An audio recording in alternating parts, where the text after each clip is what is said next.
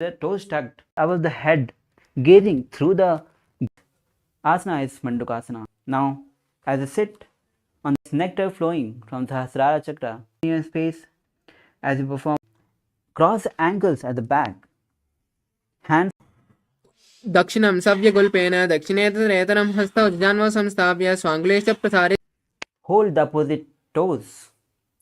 Gaze to the nose, visualize Swamiji in your inner space as you perform Mula part. Hands at the wrap at the back. Gaze to the nose as you visualize crow in your inner space. Continuing the Bhavani Pranayama. Visualize Swamiji in your inner space as you perform Kani Pavasana.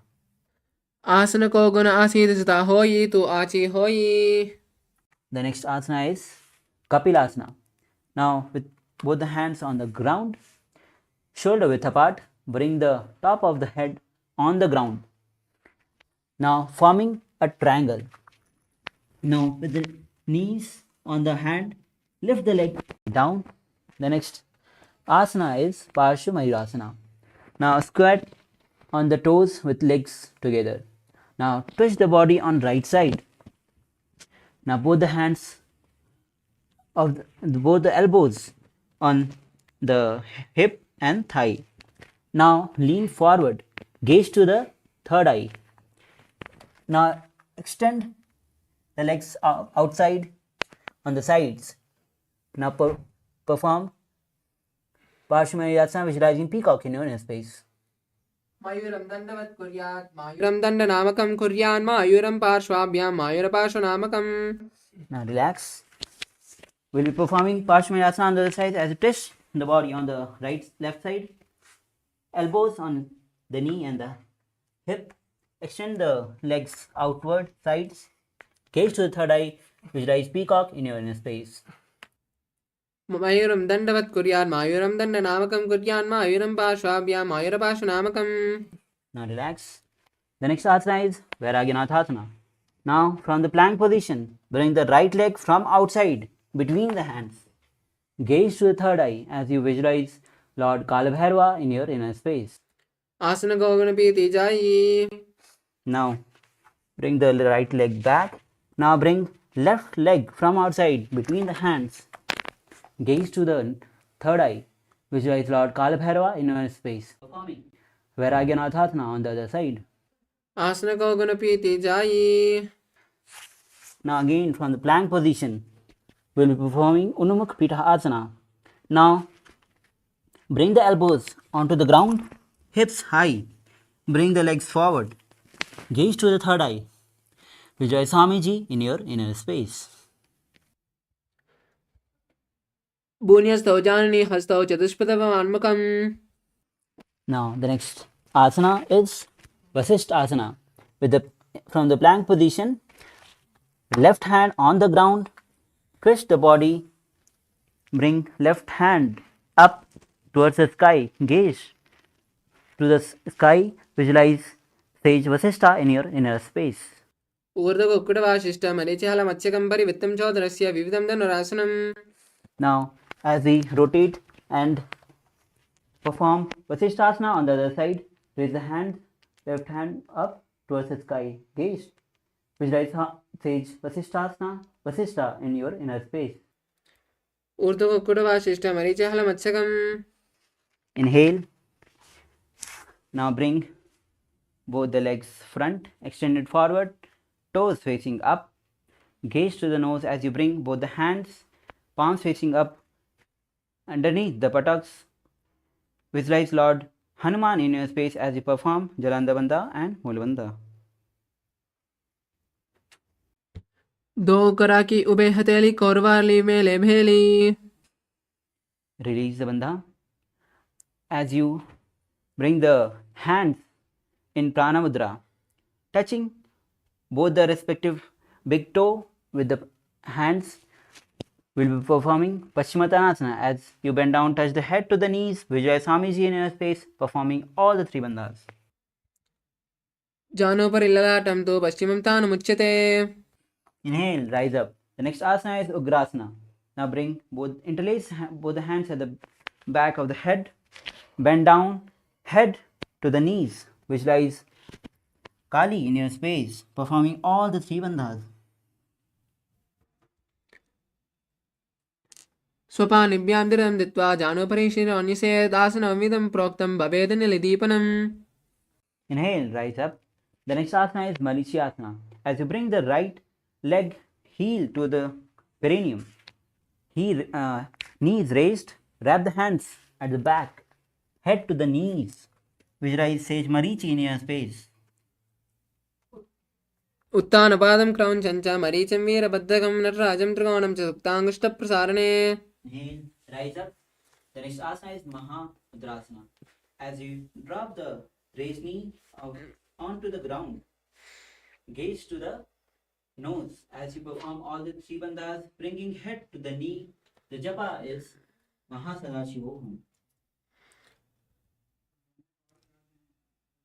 महामुद्रां प्रवक्ष्यामि तन्त्रेऽस्मिन् वल्लभे. Inhale, rise up. As you bring the right leg at front, extended front, bring the left heel to the perineum, knee raised, wrap the hands at the back, bring head to the knees. Visualize Sage Marichi in a space, performing Marichiyasana. उत्तानपादं क्रौञ्चं च मरीचिं वीरभद्रकम्. Inhale, rise up. Now drop the raised knee onto the ground. Gaze to the nose. Visualize Swamiji in a space as you touch the head to the knees, performing all the three bandhas.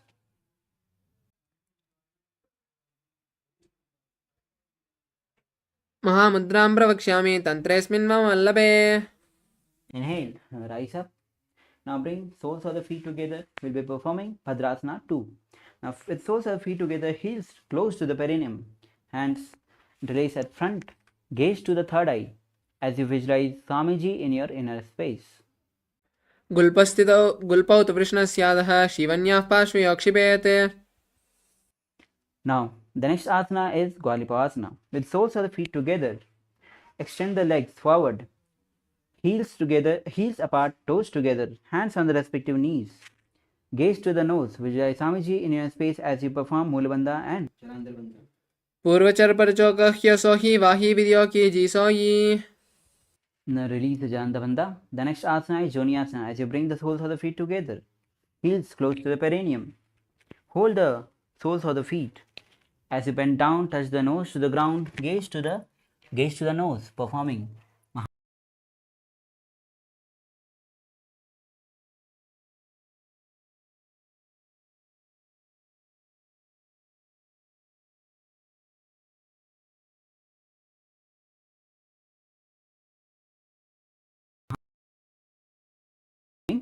Now extend hands sidewise. Now touch forehead on the ground behind the heels. Now gaze to the nose as you visualize Swamiji in your inner space. पूर्वविधि पगी परी पगतली संपुटे soul AD मिलीरा से. Inhale, rise up with the soles of the feet together, heels close to the perineum. We'll be performing Siddha Samadhiyasana as you separate the heels, bring the hands underneath the legs, gaze to the nose, bend down, touch the forehead on the ground, throat to the big toe. दो पगतली संपुट करे soul मेरे आज्ञा में धरे. Inhale, rise up. The next asana is Chinnakipavasana. Now with the soles of the feet together, heels close to the perineum. Open the sole feet like a book, with holding it with both the hands. Now keep the elbows on the knees, respective knees. As you gaze to the nose, visualize Swamiji in your inner space. दो पगतली AD धरती मगिवा में लगावे. Inhale, rise up. Soles of the feet together. We'll be performing Charapat Chokasana as place both the hands on the respective knees. Gaze to the third eye. Now visualize Swamiji in your inner space as you perform the Mulabandha and Udyanabandha. दो पगतली संपुट धारे आगा में करे चार पसारे. Now relax. The next asana is Bhairavasana. Now sit and bring the soles of the feet together with toes on the ground, knees apart, heels up. Now bring both the hands in Bindu Mudra on the respective knees. Gaze to the third eye. Visualize Lord Kalabhairava in your inner space as you perform Mool Bandha and Udyana Bandha. गुल्पो सम्पीड्य चान्योन्यं युत्क्रमेण समाहितः.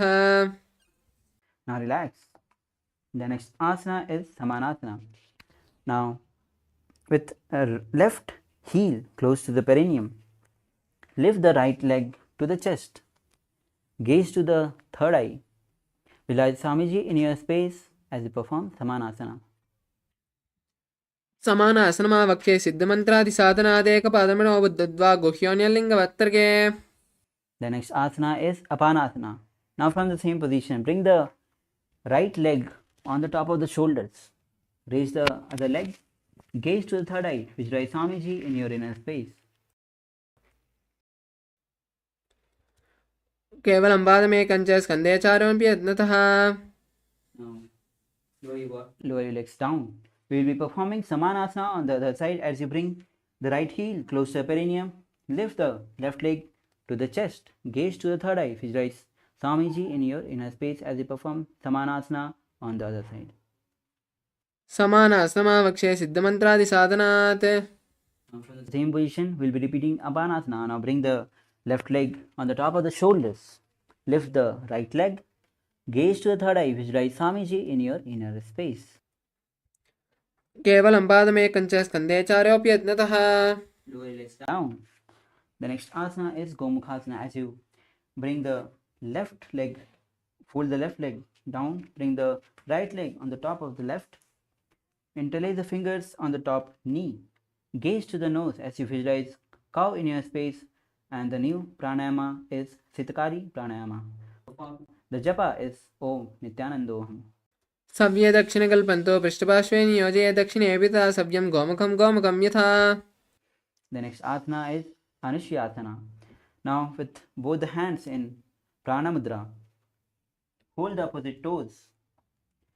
Gaze toward the nose as you visualize Rishika Anushya in your inner space performing Sitakari Pranayama, then enter into Moolbandha and Dhyanbandha.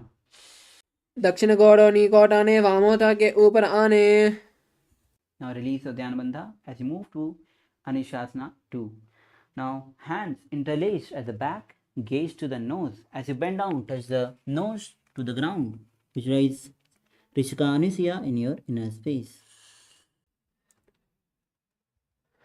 जीवना गोड़ा की संधि उपरिदावा गोड़ा की संधि. Rise up. The next asana is Garudasana. As you bring the left heel to the perineum, right leg knee raised, feet on the ground, hands on the respective knees, gaze to the nose as you visualize Lord Garuda in your inner space. दो पगवा मोरी एड़ी महिलवा गुल्पमूलद्वारिणी कैदे. Next asana is Naradasana. Now sit on the left heel. Now interlace the fingers at the back. Gaze to the third eye as you twist. On the right side, visualize sage Narada in your inner space.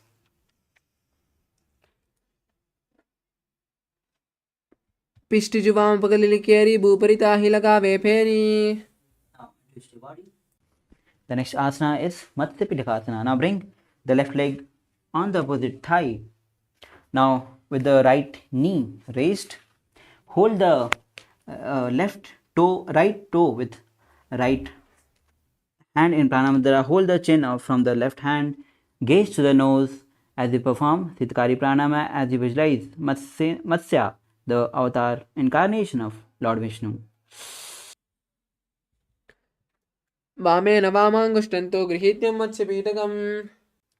Now we'll be repeating Gomukhasana on the other side as you bring the right leg on the ground, left leg on the top, hands interlaced on the top knee, gaze to the nose as you visualize cow in your inner space performing Sitakari Pranayama. सव्ये दक्षिणकल्पन्तो पृष्ठपार्श्वे नियोजयेत्. The next asana is Anushasana. Bring both the hands in Pranamudra. Hold the opposite toe as you gaze to the nose. Visualize Rishika Anushya in your space. Perform Sitakari Pranayama, then Udyanabandha and Mulbandha. दक्षिण गोड़ों निकोटाने वामोता के ऊपर आने. Udyanabandha. Now interlace the fingers at the back. We'll be performing Anushasana 2. Now gaze to the nose as you bend down. Front, bring nose to the ground. Visualize Rishika Anusha in your inner space. जीमना गोड़ा की संधि ऊपर दावा गोड़ा की संधि. Inhale, rise up. Now the next asana is Garudasana on the other side. Now bring the right heel to the perineum, left knee raised, hands on the respective knees, gaze to the nose as you visualize Lord Garuda in your inner space. Performing Kari Pranayama. धोवो पगवा मोड़ी AD महिवा गुलपनी मूलद्वारिणी चैदे. The next asana is Naradasana. Now sit on the right knee, right heel. Interlace the fingers at the back as you twist the body on left side. Gaze to the third eye. Visualize Sage Narada in your inner space. पृष्ठजिह्वां पकड़ले गहरी भूपरिता ही लगावे फेरी. Relax and untwist your body. The next asana is Matsya Pitapasana. Now, as you bring the right leg on the left thigh, left knee raised, visualize Matsya in your inner space as you hold on to the toe with the left hand and chin with the right hand, gaze to the nose, performing Matsya Pitapasana. वामेन वामाङ्गुष्ठन्तु गृहीत्वं मत्स्यपीठकम्. Now, with both the legs extended forward, we'll be performing Matsendrasana. Now bring left leg onto the opposite thigh, raise the opposite knee, twist on the right side. Now elbow on the knee, right hand on the ground, performing gaze to the third eye, perform Matsendrasana. उदरं पश्चिमाभासं कृत्वा तिष्ठति यत्नतः. On the same position, bring the left hand in Pranamudra, hold the toe of the right, bring the right hand on the ears, gaze to the third eye, performing Kubalasana, visualize camel in your inner space. आसन को गणपति जायी. Drop the back hand at the back, hold the chin, gaze to the third eye, Matsendrasana 2. मत्स्येन्द्रपीठं छत्रप्रदीप्तं प्रचण्डरुक्मण्डलकण्डनास्त्रम्. And twist your body. Now with right leg on the opposite thigh, raise the left knee, twist on the left side, right elbow on the left knee, gaze to the third eye as you visualize Matsendranath in your inner space, performing Matsendra's asana on the other side. उदरं पश्चिमाभासं कृत्वा तिष्ठति यत्नतः. The next asana is Kubasana. As you hold the left toe with the right hand in Pranamudra, bring the left hand close on the ears, gaze to the third eye, visualize camel in your space. आसन को गणजोलो जाये. Drop the left hand on the ground, touch the chin with the right hand, gaze to the third eye as you perform Matsendrasana 2. मत्स्येन्द्रपीठं छत्रप्रदीप्तं प्रचण्डरुक्मण्डलकण्डनास्त्रम्. Now untwist your body.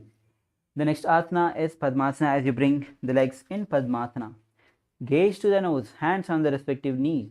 Visualize Lord Shiva in your space as you perform Sitkari Pranayama and Mahamudra Bandha in all the three bandhas in Mahamudra Bandha. आसनं द्विविधं प्रोक्तं पद्मं वज्रासनं तथा. Now release all the three bandhas. The next asana is Padmasana 2. Hands in Pranamudra, hold to the opposite big toes.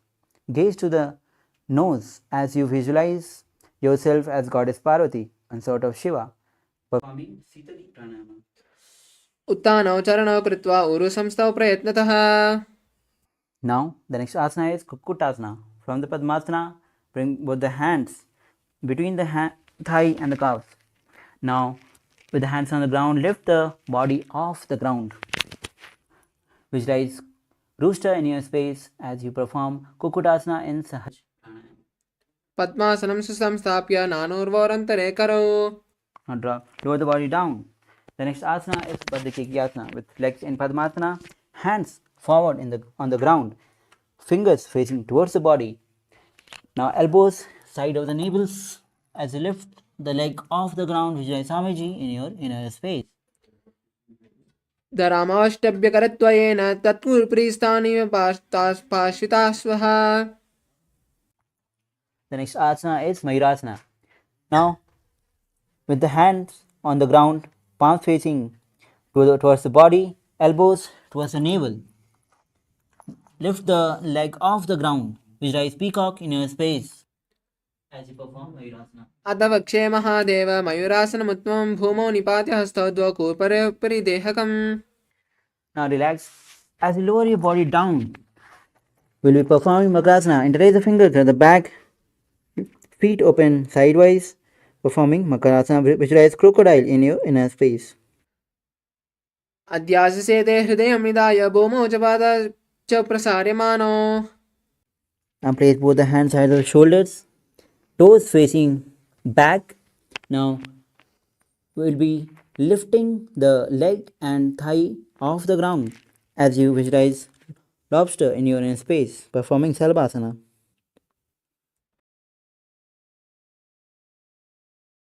We'll visualize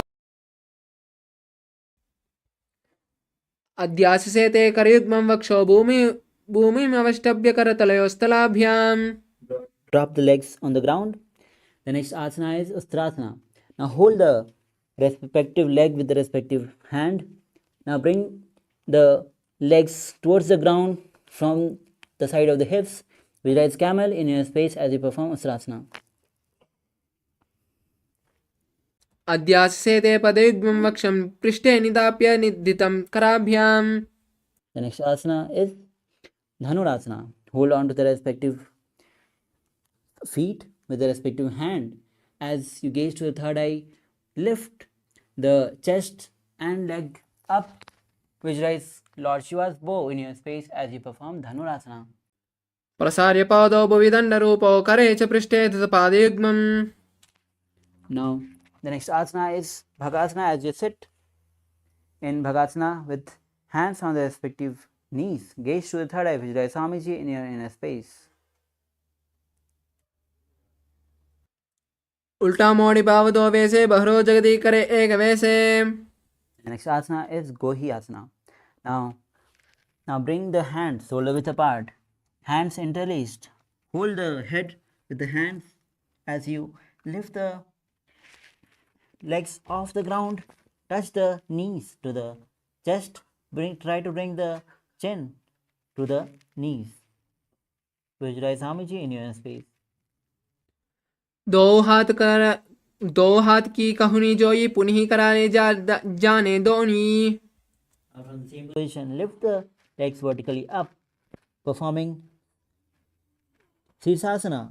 Visualize Swamiji in your inner space. विपरीतं मण्डलं च द्विदैव विदितं हिनः.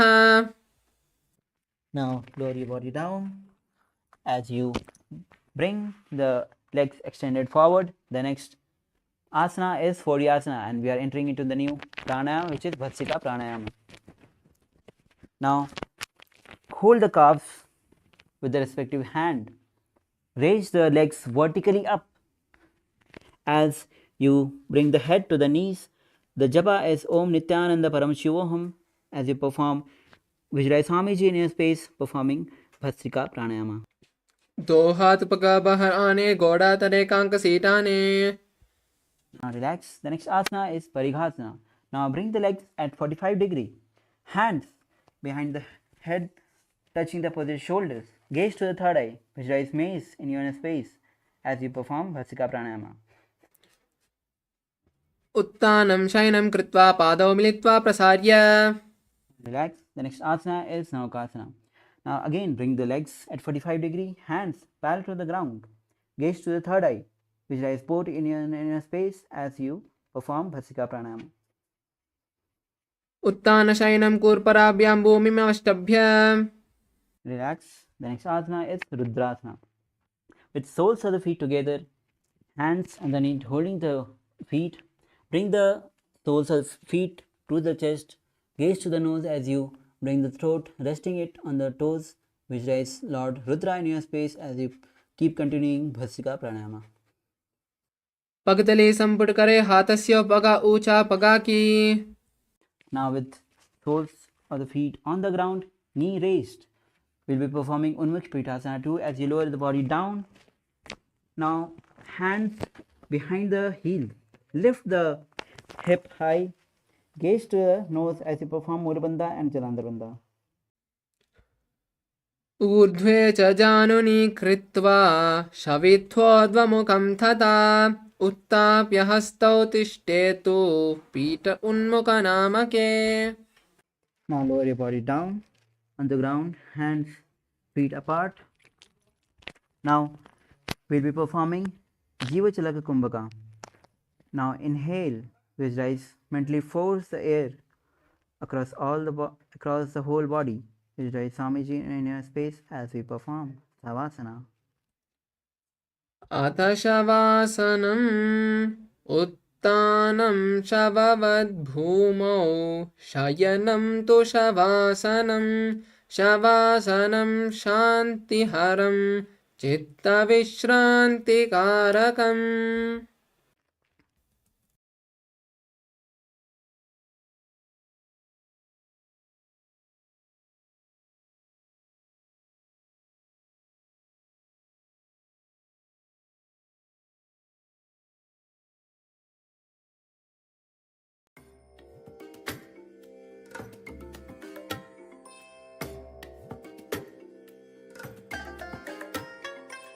I bless you all.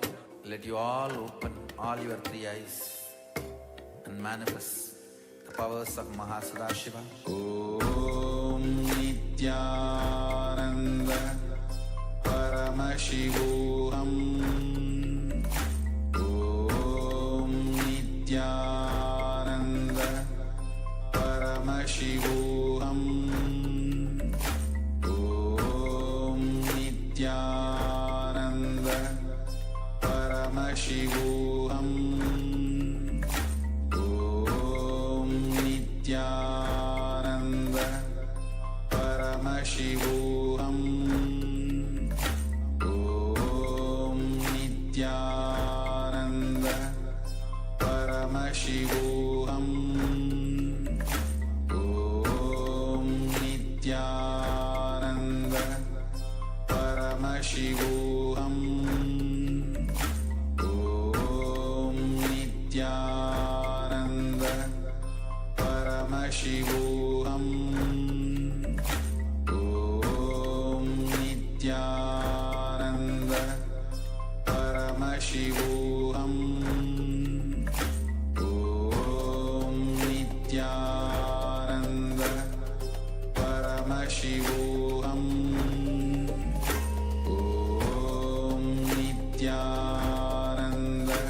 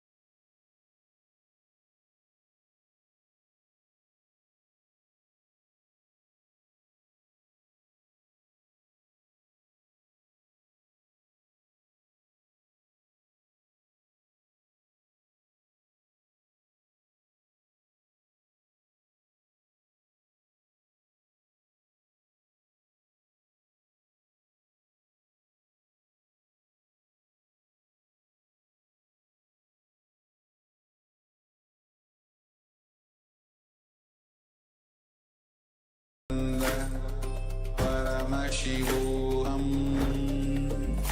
Om Nithyananda.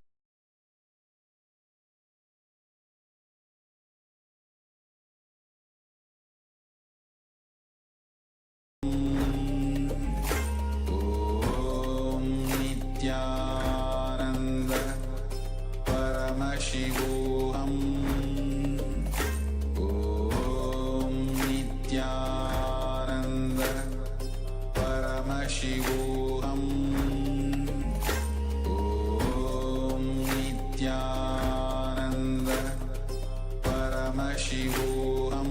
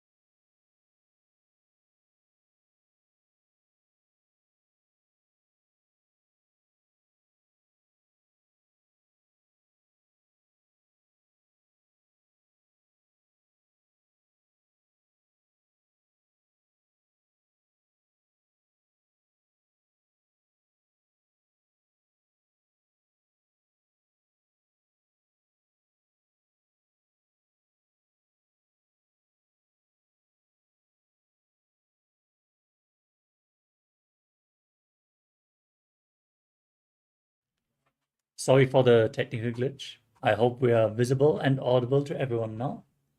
Let us continue with the next asana of the sequence, which is Kalyanasana. Now raise your knees up and bring your arms underneath the legs as you interlock your fingers behind your back in Parashu Mudra, gazing to the tip of your nose and visualizing yourself as a beautiful, auspicious goddess in Kalyanasana.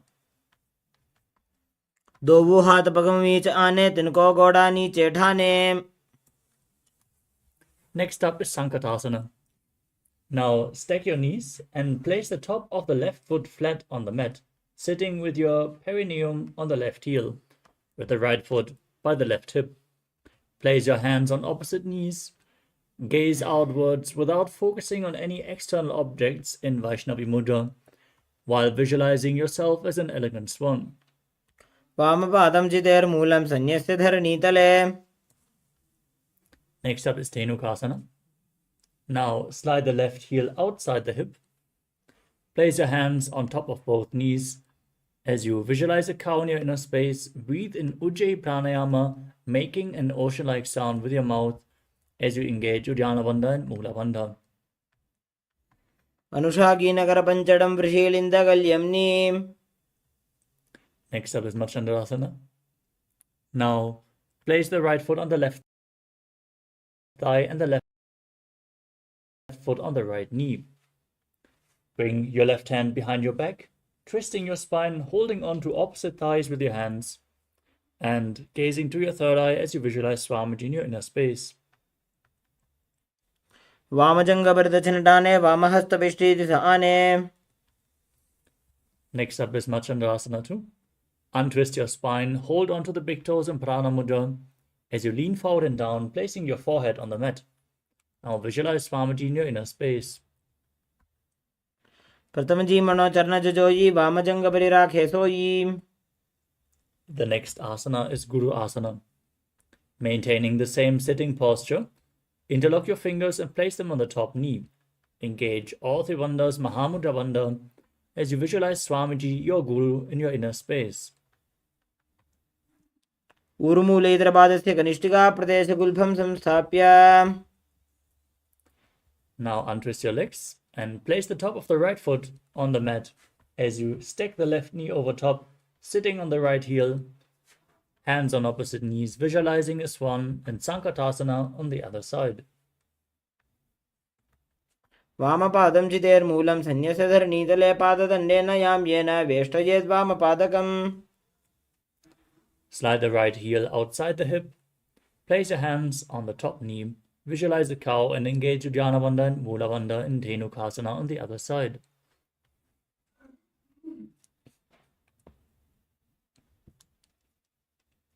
वामजङ्घपरदक्षिणटाने वामहस्तपिष्टीति स आने. Now repeat Machandrasana on the other side. Place the left foot on the right thigh and the right foot on the left knee. Bring the right hand behind, hold onto opposite thighs and twist your spine as you gaze to your third eye and visualize Swamiji. प्रथमजी मनोचरणजोजी वामजङ्घपरिराखे sooji. Untwist your spine, hold onto the big toes and lean forward and down in Machandrasana 2 on the other side.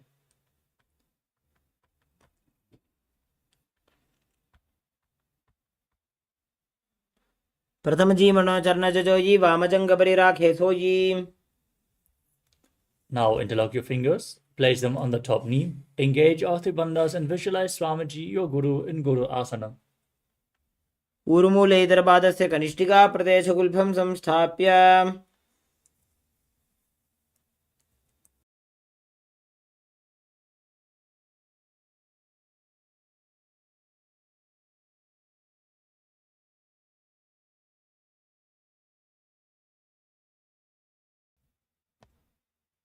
The next asana is Parshasana.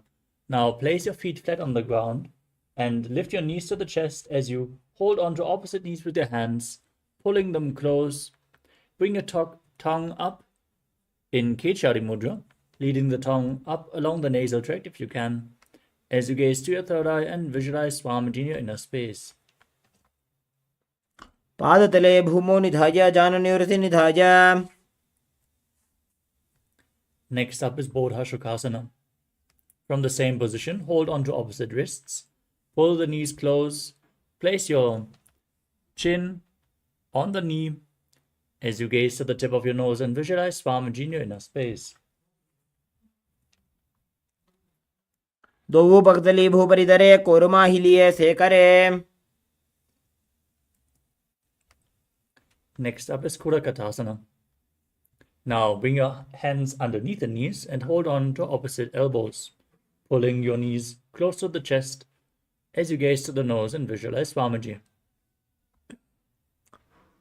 दो हाथ पग बाहर ल्यावे गोड़ा नीचे ले टहरावे. Next up is Sumati Asana.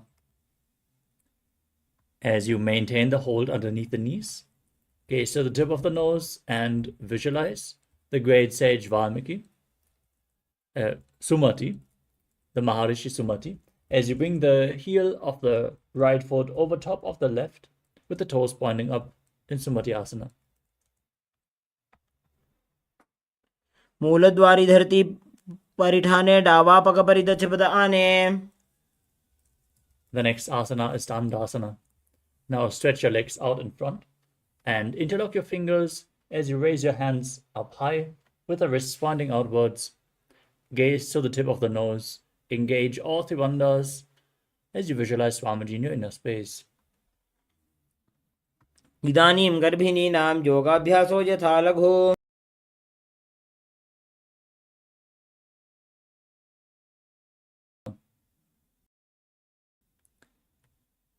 Now sit with your legs extended. Hold on to the big toes in Prana Mudra. As you lean forward and down, bring your chest down, head to the knees and start performing Nadi Shodhana, inhaling through one nostril and exhaling through the other alternatingly without the support of your hands. Gaze to your nose as you visualize Swamiji in your inner space. दोवू पग मिलिवा पसारी पगा का अंगूठा पकड़ी लीला टकोड़ा लगावे. Next up is Pidokasana. As you sit with your legs straight, extend the knees slightly up and bring your arms underneath the knees, holding on to the feet from the outside. Now gaze to your third eye and visualize Swamiji in your inner space. प्रथम वैसी दो पाव पसारी कुछ को उर्द को कुरडो डारे. The next asana is Jalandhari Pavasana. As you keep your legs extended, the soles of the feet together, bring your hands underneath the shins and your chin on the heels. As you gaze to your nose and visualize Swamiji in your inner space. दो वेड़ में लिखे दीजिए हाथ पसारी. Next up is Urdhva Paschimottanasana.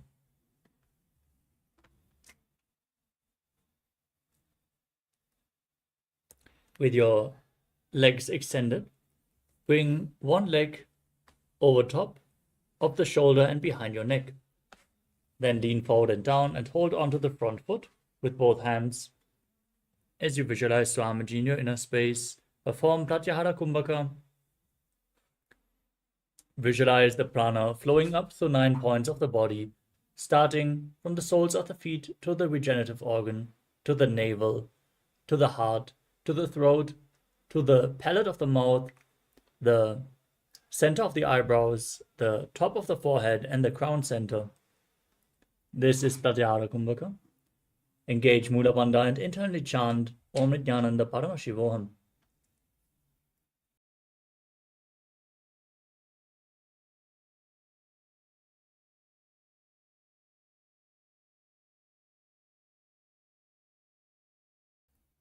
पश्चिमतानवत् संस्थितिं कृत्वा एकं पादं ग्रीवायां धृत्वा तिष्ठेत्.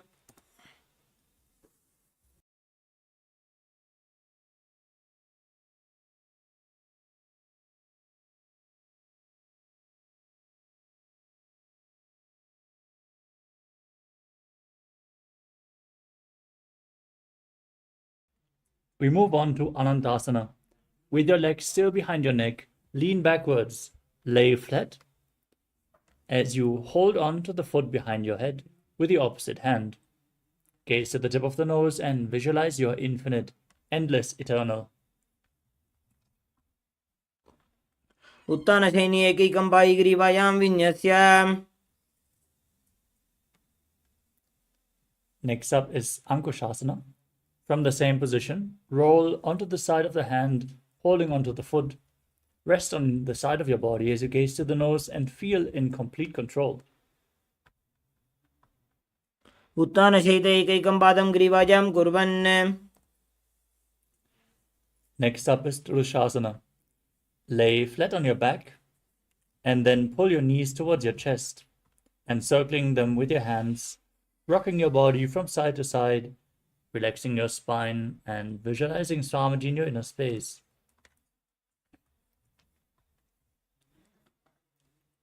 उत्तानशयनं जानुनी हृदयवष्टम्भ. Next up is Urdhva Paschimottanasana on the other side. Now lift the other leg behind your neck. Lean forward and down, hold onto the front foot. Visualize Swamiji. Keep performing the Pratyahara Kumbhaka.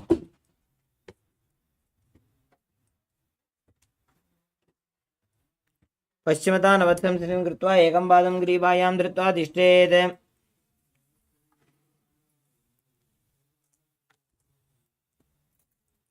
Now repeat Anantasana on the other side, holding onto the foot behind your neck and leaning back as you visualize yourself as unending. उत्तानशयनी एकैकं Pai ग्रीवायां विन्यस्य. Now roll onto the side of the hand, holding onto the foot. Gaze to your nose and feel in complete control in Ankushasana on the other side. उत्तानशयित एकैकं पादं ग्रीवायां कुर्वन्. The next asana is Yoga Nidrasana. As you lay on your back, one by one, lift your feet up behind your neck. If you can't bring them behind your neck, you can lift them over your shoulder or cross them in front and pull them towards you to open up your hips. Gaze towards your nose and visualize Swamiji in your inner space. पादाभ्यां वेष्टयेत् कंठं हस्ताभ्यां पृष्ठबन्धनम्. The next asana is Atmaramasana. With your legs raised towards the head, wrap your hands around the legs and interlace your fingers behind your neck as you gaze to your nose and visualize Lord Vishnu blessing you from within. Atmaram आसन प्रथम सोधोसो वे. Next up is Kochikasana. As you lay on your back, lift your knees up towards your chest with the soles facing upwards as you extend your arms out to the side at shoulder level. Now gaze to your third eye and visualize Swamiji in your inner space. दोवो हाथ चीदासा करे तिनसो ube Sapa करे. Next up is Jatara Parivritti. This asana consists of 3 steps. We are going to perform all 3 steps and then repeat them on the other side. First, let us enter in neutral position, which is Kochikasana, where you pull your knees to the chest and extend the arms out to the side. Then drop one knee to the side and extend the opposite leg down. This is the first step. Then bend both knees to the side. This is the second step. And then extend both legs to the side, hold onto the feet and gaze in the opposite direction as you visualize Swamiji. Form the Mula Bandha and then return to the neutral position.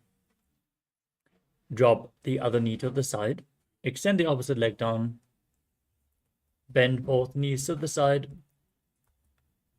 and now extend them as you gaze away from the feet.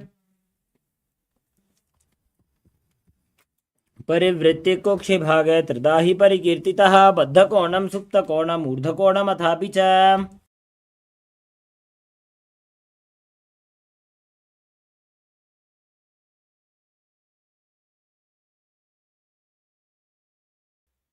The next asana is Dviparapitam. As you lay on your back, place your feet flat on the mat and then lift your hips up high as you hold onto your ankles. Gaze to the tip of the nose and visualize yourself as sturdy as a bridge as you start breathing in Mudra Kumbhaka, engaging Jalandhara Bandha while exhaling, forcefully pushing the air through the throat lock. प्रतिक्रियायुतं द्वन्द्वपीठ सर्वबलप्रदम्.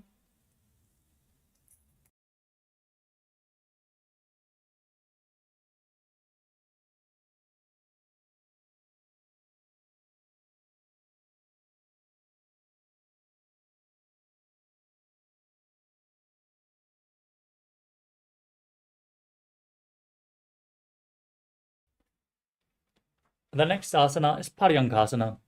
Laying on your back with your feet flat, bring your hands over top of your shoulders, fingers pointing towards your feet as you lift your entire body off the mat. Push your hips up high as you visualize yourself as sturdy as stone furniture. Breathe calmly through your nose in Sahaja Kumbhaka.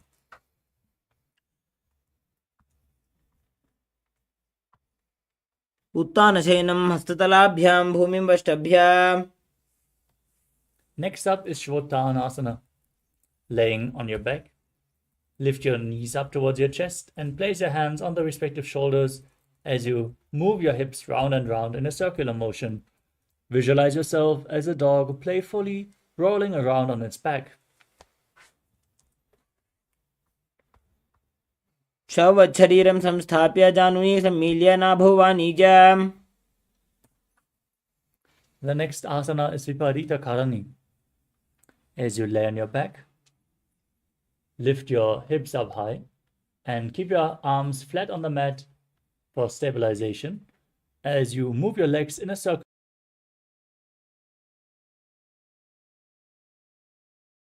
Mula Bandha engaged. भूतले सुशिरो दत्त्वा खेनये चरणद्वयम्. Now from that position, stop the movement of the legs in Viparita Karani too as you keep visualizing Swamiji. Karni विपरीताख्या सर्वाधिव्याधिनाशिनी. Next up is Langalasana. As you lay on your back, lift your hips up and bring your feet over top of your head, interlocking your fingers behind your back, flat on the mat in Paramashivoham, visualizing yourself as a plow. नरकासने स्थित्वा नासिका प्रदेशे भूमौ पादपृष्ठे स्थाप्य. Next up is Shaita Paschimottanasana. As you lay on your back in this position, hold on to your feet above your head, keeping your arms and legs straight. This is one of the 84 asanas revealed directly by Lord Paramashiva himself. तानं शयित्वात् कुर्वीत शयितपश्चिमतानकम्. Next up is Supta Konasana. From the same position, bring your hips over the shoulders and then open your legs wide. Visualize Swamiji in your inner space. Keep holding onto your feet. परिवृत्ति कुक्षि भागे त्रिदाहि परिकीर्तितः. The next asana is Chakrasana.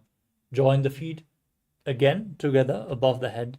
Hold onto your ankles and then roll onto your back, keeping your arms and legs straight as you visualize yourself as a wheel, a chakra.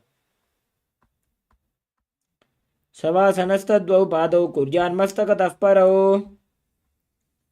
The next asana is Supta Prasarita Paramashivaham. As you lay on your back, straighten your legs up at a 90-degree angle and hold on to the big toes in Prana Mudra. Then open your legs wide to the side as you visualize Swamiji in your inner space.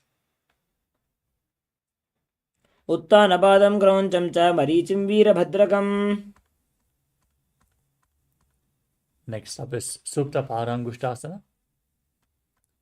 As you just join the feet together above the body, holding onto the big toes from the previous position, visualize Swamiji in your inner space. उत्तानपादं क्रौञ्चं च मरीचिं वीरभद्रकम्. The next asana is Matsyasana. From Supta Parangushtasana, cross your legs into Padmasana and lay down flat on your back as you hold on to opposite elbows above your head. Gaze to the tip of your nose and visualize Matsya, the fish avatar of Lord Vishnu. मुक्तपद्मासनं कृत्वा उत्तानशयनं चरेत्.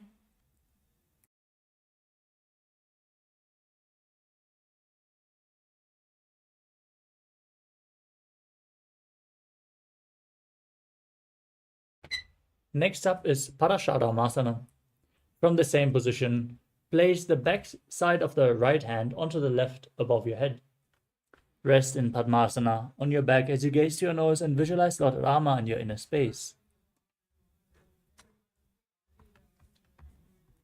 प्रथम करे पद्मासन आचे सुधो सोवे भूपरि पाछे. Next up is Sarvangasana.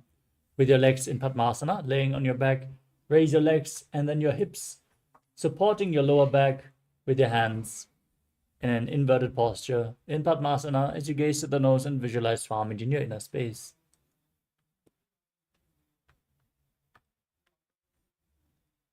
अथ वक्षेत्र संक्षेपात् सर्वांगासनमुत्तमम्.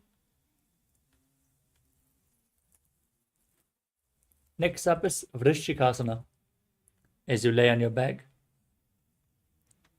place one foot on the opposite thigh and pull the opposite knee towards your chest as you straighten your arms out above your head, hooking the hands forward like the horn of a scorpion as you gaze to your third eye and visualize yourself as a scorpion. प्रथमशेन सुधो शीर्षकेशकी सन्धि सुदाखे. Now repeat Vrishchikasana on the other side by placing the other foot on the opposite thigh, pulling it to the chest. प्रथमशेन सुधो शीर्षकेशकी सन्धि सुदाखे. The next asana is Vrishaparakshipasana. Now interlock your fingers around your neck in Parashu Mudra as you alternatingly lift your legs towards your chest one by one, keeping the legs above the ground as you visualize Swamiji in your inner space and breathe calmly in Sahaja Kumbhaka. उत्थानशयनं कृत्वा अङ्गुलिभिः कन्दरां बद्ध्वा. The next asana is Marottanasana. As you lay on your back, place your hands next to the hips and lift your knees one by one, touching the ears alternatingly. Now visualize Swamiji in your inner space. Keep breathing calmly through your nose. श्रोतानवत् संस्थितिः कृत्वा जानुद्वयं पर्यायेन कर्णयोः संस्पृशेत्. The next asana is Vrikasana. As you lay on your back, place your feet flat and then stand up and sit back down again and again as you visualize yourself as a wolf. अथ उत्थानशयनं कृत्वा पादतलाभ्यां भूमिं धृत्वा. The next asana is Lotasana. As you lay on your back, quickly throw your legs up above your head and completely roll over again and again. Visualize Swamiji in your inner space and finally end in a prone position laying on your stomach. उत्थानशयनं पादोशिरौ उल्लङ्घ्य.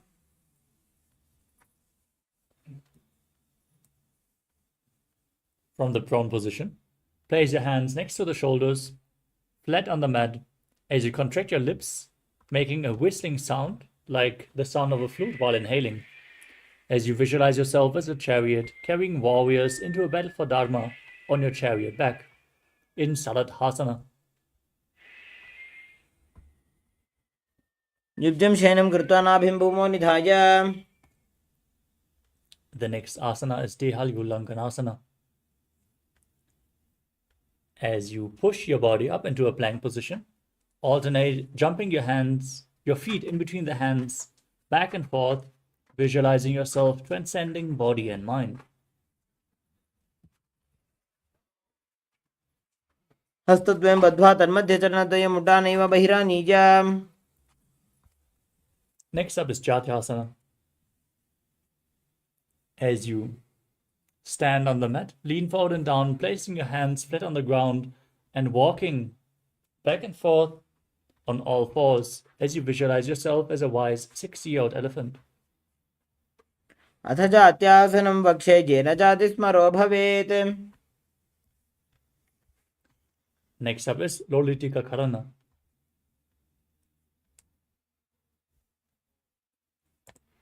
Now stand with the knees bent and the feet pointing outwards. Bend your elbows and keep your hands at the chest level as you rotate your arms around the body and lean back to move your head in all directions.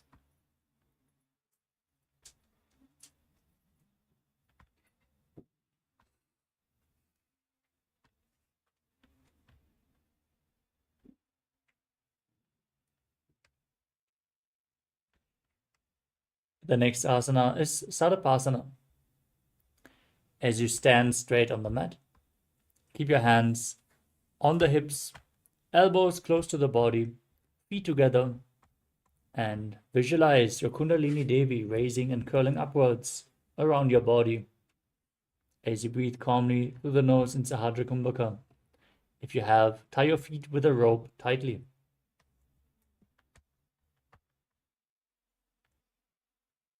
अथ सर्पासनं वक्षे वायुपाणाय केवलम्.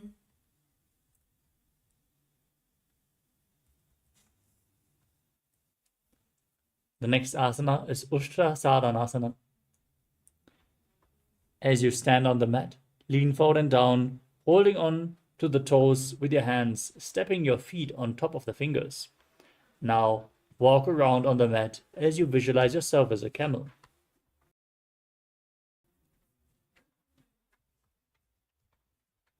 मुष्टिकनिष्ठिका प्रदेशेन भूमौ निधाय उपरि पादतले संस्थाप्य. Next up is Ashvasana. From the same position, hold onto the feet from the outside. Step on your fingers and walk around on the mat, visualizing yourself as a horse. मुष्टिकनिष्ठिका प्रदेशेन भूमौ निधाय उपरि पादतले संस्थाप्य. Next up is Kapota Nitakasana. Now interlock your fingers behind your body and pull your hands down towards the calves as you open up your chest. Lean backwards as you visualize yourself as a soaring bird diving. पादतले भूमौ निधाय पृष्ठभागेन हस्तो जङ्घापर्यन्तं नीत्वा. Next up is the Talapushpaputam Karana.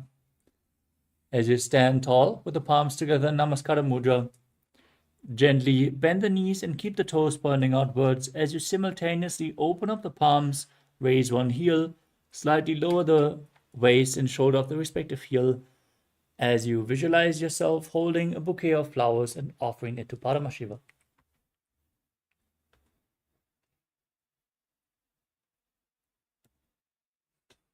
Next up is Khadgasana. As you visualize yourself as a rhinoceros, gaze to the tip of the nose and then lay down on your stomach, jump your feet up towards your hand, stand back up and bring your hands in Namaskara Mudra in front, resembling the horn of the rhinoceros. आसनं कृत्वा पादतलाभ्यां भूमिं धृत्वा. Next up is the Uttanottanam. You can use weights to intensify this asana. As you sit down all the way or as low as you can towards the ground and then stand back up again and again. Gaze to the tip of your nose and visualize Swamiji in your inner space. पुनः पुनः उत्थातव्यम् स्थितव्यम् इति उत्थानोत्थानं भवति. Next up is Musalasana. From a standing position, raise your hands above your head and jump repeatedly as you visualize yourself as a mace. सरलं स्थित्वा ऊर्ध्वं बाहु नयेत्. Next up is Ucheshakasana. As you stand, pull one foot towards your chest and then sit down with the other leg and stand back up, alternating the legs on both sides again and again as you gaze to the nose and visualize Swamiji in your inner space. एकैकं पादतलं कुक्षौ निधाय तिष्ठेदुच्छीर्षकं भवति. Next up is Parshvajanukarana. Now stand and keep one leg slightly bent with the toes pointing to the side as you bend and lift the opposite knee, encircling it with a respective hand in a fist as you place the opposite hand onto the thigh with the fingers pointing inwards.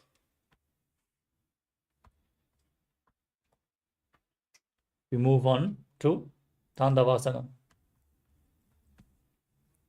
As you stand on the mat, extend one leg and both arms forward, then sit down and stand back up as you visualize yourself fiercely dancing as Lord Shiva, holding weights if you want to intensify this asana.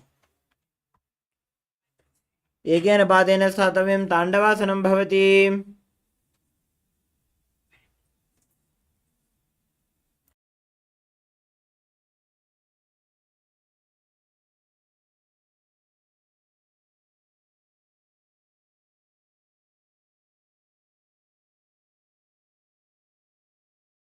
The next asana is Brahmanasana.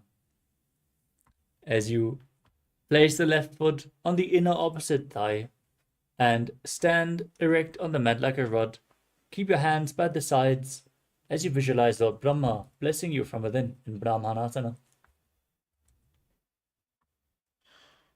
ब्राह्मणासनमावक्ष्ये यत्कृत्वा ब्राह्मणो भवेत्. Next up is Garudasana 3. As you stand tall, wrap the left leg over and around the right knee, bringing the left toes on the opposite side of the right thigh. Bring the left arm underneath the right and join your hands in Namaskara Mudra as you visualize yourself as Lord Garuda.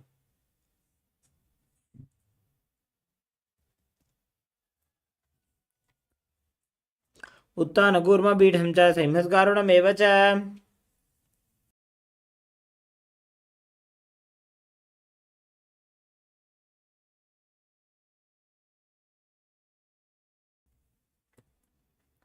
Next up is Ekapadasana. With the left foot on the right thigh, Keep your hands relaxed by the side and visualize Swamiji in your inner space. दक्षाङ्घ्रिं वामपादस्य जङ्घोपरि निधाय च. The next asana is Dhruvasana, the pole-star posture. As you stand on the right leg, hold on to the left big toe in Prana Mudra. Extend the leg out to the side and start rotating quickly on the standing leg, visualizing yourself at the north as the North Pole Star. एकेन हस्तेन दण्डरूपस्य एकस्य पादस्य अग्रं धृत्वा. Next up is Trivikramasana. As you stand on the right leg, lift the left foot behind your neck and stand tall. Visualize Lord Vishnu blessing you from within as you sit down and stand back up, performing the 3 steps of Lord Vishnu. ग्रीवायां पादं संस्थाप्य स्थातव्यम् उत्थातव्यं त्रिविक्रमासनं भवति.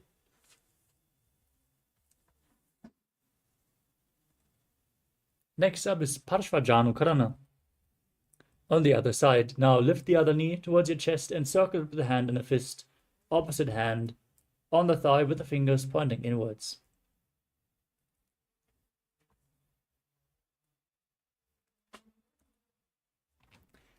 Next up is Tandavasana on the other side. Again, hold weights if you want to intensify this asana. As you visualize yourself fiercely dancing as Lord Shiva, extend the opposite leg forward and sit down and stand back up. एकेन पादेन स्थातव्यं ताण्डवासनं भवति.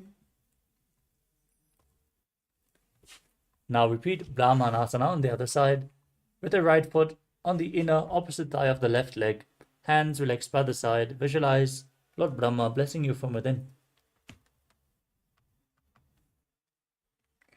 ब्राह्मणासनमावक्षे यत्कृत्वा ब्राह्मणो भवेत्. Next up is Garudasana 3. On the other side, now bring the right foot over top and behind of the left leg as you bring the right arm underneath the left, hands in Namaskara Mudra, visualizing yourself as Lord Garuda. उत्तानकूर्मपीठं च सिंहस्गारुडमेव च. The next asana is Ekapadasana on the other side. Keep the right foot on the left thigh, hands relaxed by the side as you visualize Swamiji in your inner space. दक्षाङ्घ्रिं वामपादस्य जङ्घोपरि निधाय च. Now repeat Dhruvasana, the pole star posture on the other side. Rotate as you visualize yourself as a North Pole Star. एकेन हस्तेन दण्डरूपस्य एकस्य पादस्य अग्रं धृत्वा.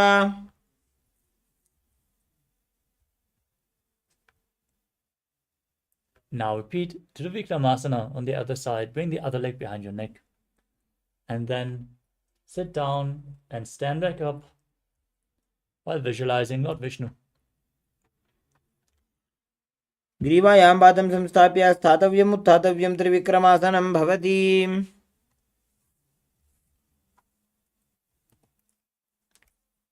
And next up is Samanakakarana. Stand with your feet close together and the toes pointing slightly outwards, with your hands relaxed by the sides, fingers pointing one by one. As you breathe calmly in this position.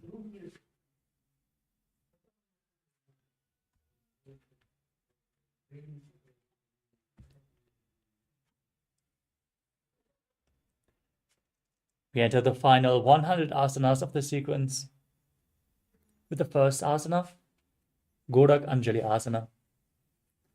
Now, stand erect and then bend forward. Bring your hands underneath the knees and make a finger lock in Parashu Mudra as you sit down in a squatting position and let the finger lock touch your navel. Visualize the great sage Goraknath, the founder of the Natha Yoga Hindu Sampradaya, as you start breathing in Jiva Chala Kumbhaka. Inhaling deeply, holding your breath, and then moving the prana up and down and through your limbs by the force of your will.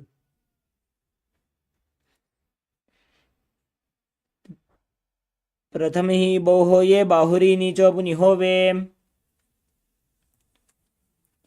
Next up is Kanchi Asana. As you insert your hands between the thighs and calves, and then wrap them around behind your butt.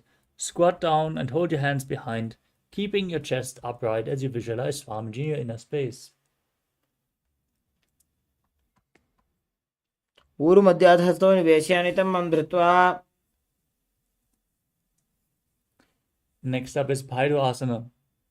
As you bring your feet together and sit in a squatting posture with your heels touching the perineum, hold your hands at the back in Parasha Mudra, sit upright, gaze to the navel, and visualize Bhagavan Kala Bhairava, the Lord of Time. दोबू पग की थलिया की माहिली core मिलाई. Next up is Varahasana. As you squat all the way down to the ground, keep your feet together and the toes apart. Bring your elbows up close to your head as you join your hands in Anjali Mudra behind your head, fingers pointing downwards. Gaze to the tip of your nose as you visualize yourself as Varaha, the boar avatar of Lord Vishnu. पाकतली की माहिली core मिलाई फना पानी उकड़ मोड़ वही से. Next up is Plupitasana.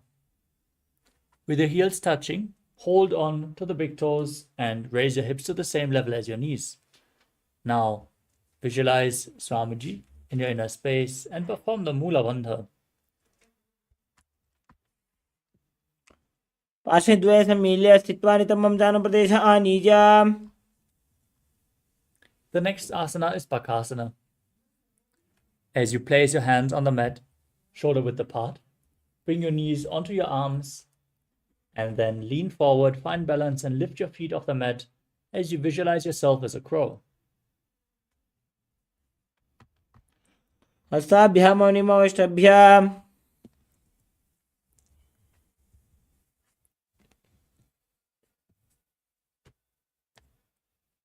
The next asana is Sushtanga Kapali Asana. With your hands flat on the mat, kneel down, place your head on the ground. With your palms spread for support, raise your body onto your head and keep your legs in Padmasana. Now gaze to the tip of your nose and visualize Swamiji in your inner space. आसन को गुण का पला आछो होई.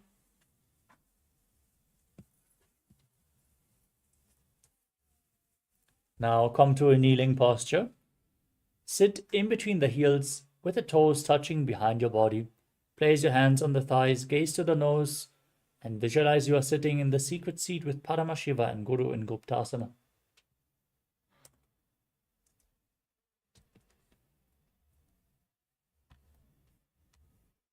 जानूर्वोरन्तरे पादौ कृत्वा पादौ च गोपयेत्. The next asana is Vrikshasana too. With your hands on the ground, the fingers wide, lift your body up straight into a handstand.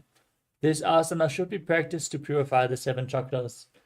Use a wall for support or ask a partner to aid you in this asana as you visualize yourself as a tree with deep roots growing into the ground. सप्तचक्रक्षालनाय vrikshasana विशेषकान्. Next up is Shibu Asana. From the same position, the handstand posture, gaze to your third eye and visualize tejas flowing to your third eye, rejuvenating your body, bringing the divine radiance to your being.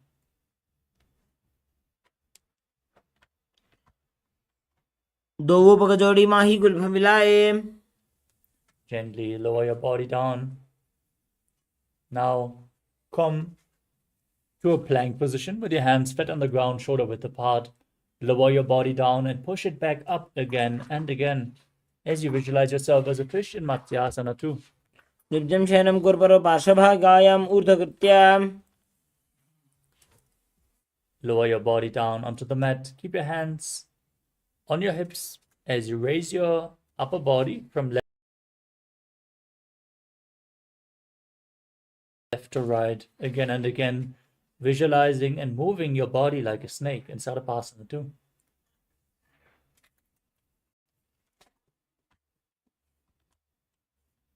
निब्जं शयनं कृत्वा हस्तौ नितम्बं संस्थाप्य. Next up is Niralambanasana.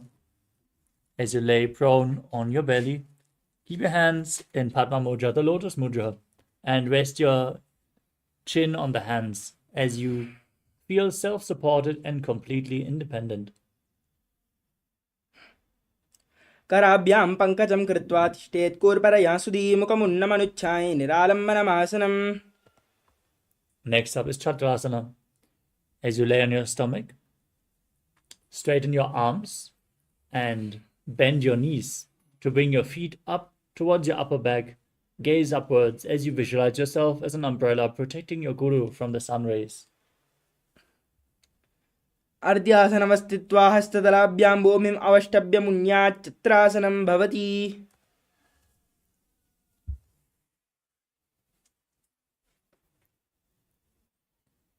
The next asana is Vajrasana.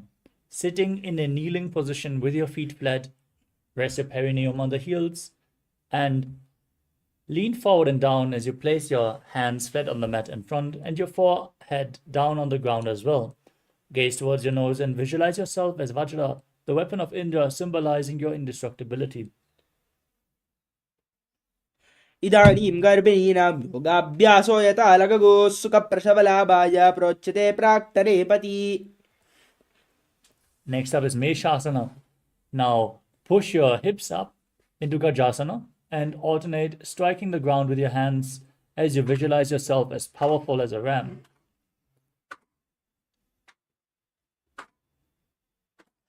गजासन संसितौ एकैकं बाहुं भूमौ ताडयेत् मेषासनं भवति. The next asana is Ajasana. Now, from Gajasana, raise your legs up into a handstand and slowly lower your body down towards the ground as you visualize yourself as unborn, existing for all eternity. गजासन संसितौ पादद्वयं ममतराले कृत्य मस्तकेन भूमिं स्पृष्टा अजासनं भवति.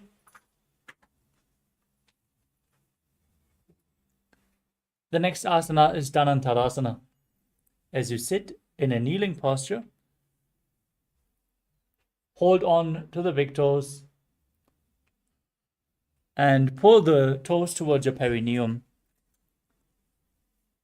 And then place your hands on the respective knees as you keep your spine straight, gaze towards the tip of your nose and visualize Swamiji in your inner space. पूर्व विधि परिहाता की काकसी से फणा शरा मोड़ी. Next up is the Angamottanam. From the same position, interlace your fingers in front and then behind you, moving them left, right, up, down in all directions, giving massage to various different joints and muscles of your body as you visualize Swamiji in your inner space. हस्तयोः अङ्गुलीर्बद्ध्वा हस्तयोर्मध्यात् परमङ्गं निष्कासयित्वा. Next up is Garudasana 4. As you sit on your heels in Vajrasana, turn your feet outwards so the toes point outwards. Keep your thighs and knees resting on the ground, your spine straight with the hands on the knees. Visualize yourself as Lord Garuda, flying Lord Vishnu and Lakshmi on his back. जङ्घोरुभ्यां धरां पीड्य स्थिरकायो द्विजानुना. The next asana is Ananda Mandirasana. As you sit with your legs folded back, the toes pointing backwards and your knees open wide, hold on to your ankles and gaze up to your third eye as you visualize yourself residing in the blissful space of a temple.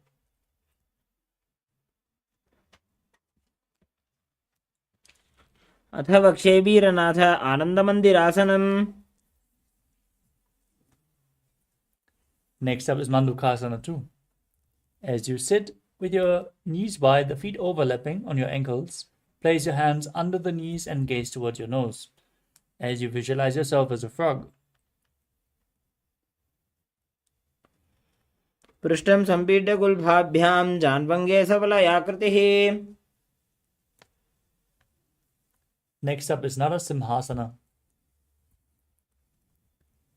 As you sit on your heels with the toes tucked, knees wide apart, place your hands on the ground in front of you, Stretch your tongue out and exhale forcefully as you gaze to the tip of your nose.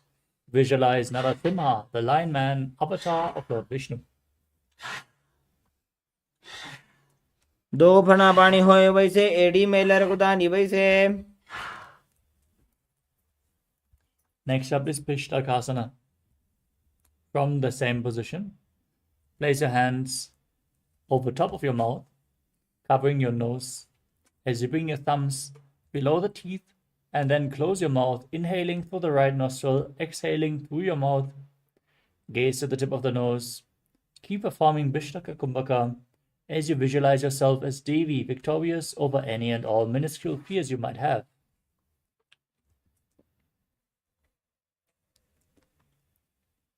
दो बगा की AD Joji गोड़ा फनोवान अपनी होई.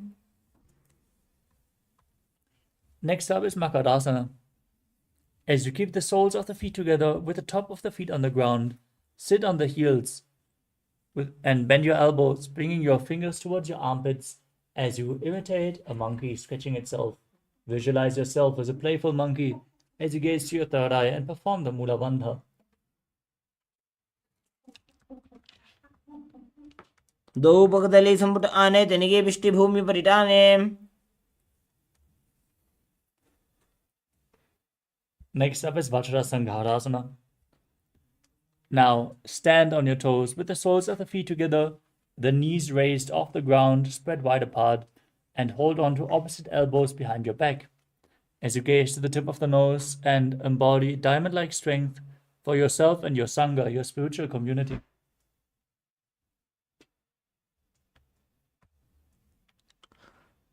प्रथम अपना पानी होए वैसे दो वो एडी कुदानी वैसे. Next up is Kanjanasana. As you keep the toes down and the ankles crossed behind and sit on your heels, place your palms on the mat to the sides, gaze to the tip of the nose and visualize perfect health beyond any and all physical or mental ailments.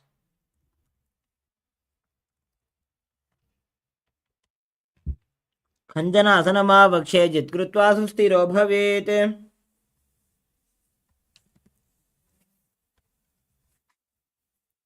The next asana is Kurmasana.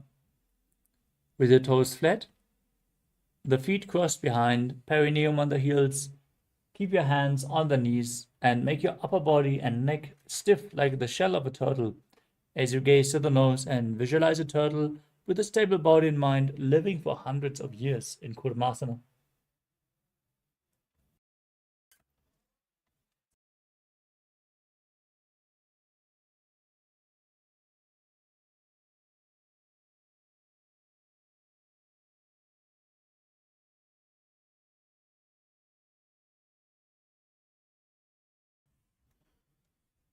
गुल्फौ च वर्षणस्याधो व्युत्क्रमेण समाहितौर्जुकाय शिरो ग्रीवं कूर्मासनमितीरितम्. The next asana is Yogasana. From the same position, relax your upper body and neck. Gaze to the nose and visualize Swamiji in your inner space. गुदं नियम्य गुल्फाभ्यां व्युत्क्रमेण समाहितः. Next up is Vijogasana. Now stand on your knees and cross your ankles behind with the feet near the opposite knees. Hold on to your calves with the fingers inside and the thumbs outside. As you gaze to your third eye and visualize a space of eternal oneness, Advaita, with your Guru, Swamiji, in Vijogasana. गोड़ा वामो बहोई गोड़ा आड़ा राखे दोई.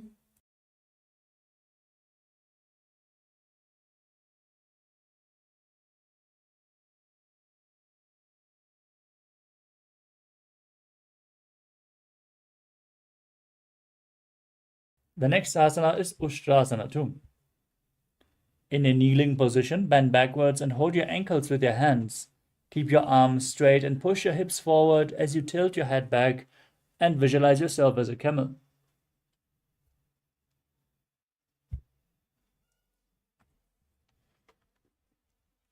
मेरुदण्डग्रन्थि दाढ्या संविवादैषु पुमान्. Next up is Jadyasana too. With the heels together, the hands on the soles of the feet, slowly lean back. Bring your elbows down to the mat, followed by the back of your head. Gaze to your nose and visualize yourself as a lotus blooming in Jatyasana 2.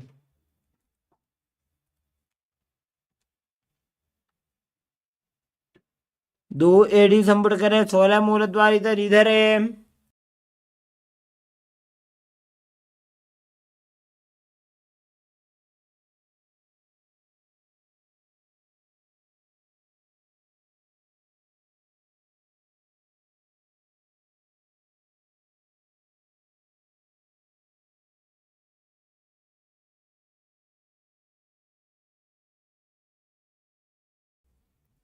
The next asana is Virattasana. As you sit on the knees with the thighs and calves together, lean back and touch your back to the ground, then rise back up again and again. Gaze to the tip of your nose. Visualize the healing and liberation of all causal, subtle forms of your body as you perform the Mula Bandha.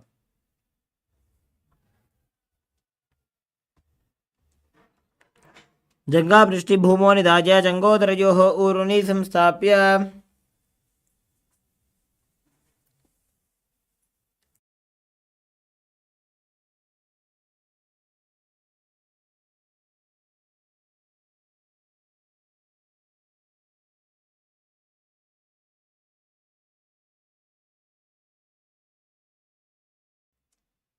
The next asana is Kapotasana.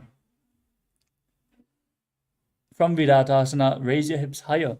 Bring your forearms on the mat and hold the back of your heels as you bring your head in between the feet, raising your hip high as you visualize yourself as a beautiful dove. मेरुदण्डग्रन्थिदाढ्य संविपादयिषु पुमान्. The next asana is Varasana. Stand upright on your knees with the toes tucked, holding onto your arms with opposite hands. Gaze towards your nose and enter the boon-fulfilling posture. Receive your boon from Paramashiva as you internally chant Om Nithyananda Paramashivoham. जानुनि भूमौ संस्थाप्य हस्ताभ्यां बाहुपरस्परं धृत्वा. The next asana is Varahasana 2. As you keep your knees together, the toes tucked, sit on your heels and place your forearms on the ground with your head resting on your hands. Now visualize yourself as a boar, one of the 10 incarnations of Mahavishnu, in Varahasana 2. सूर्यं चन्द्रं भेदनानि आसनानि निकथ्यते. Next up is Mundasana. Now place your forearms on the ground and interlock your fingers as you place your forehead on the ground, holding onto your head with your hands. Walk your feet forward, raise your hips, and then straighten up your legs into a headstand posture as you gaze to your nose and visualize yourself as a lopped tree. अधो मुण्डासनं वक्षे सर्वेषां प्राणिनां सुखम्.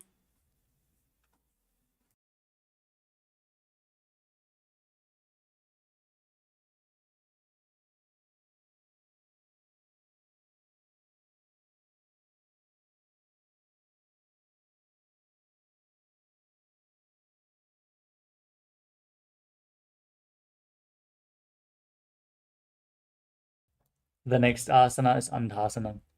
After lowering your legs gently, sit in a kneeling position with your feet flat. Bring your head in between the knees and hold onto your head with your hands. Inhale through your nose in Sahaja Kumbhaka and exhale through your mouth in this asana as you gaze to the nose and visualize Swamiji in your inner space. प्रथम पगतले समटहरावे कोरमा हिली उभे मिलावे. Next up is Viparita Shalabhasana. Lay down on your stomach.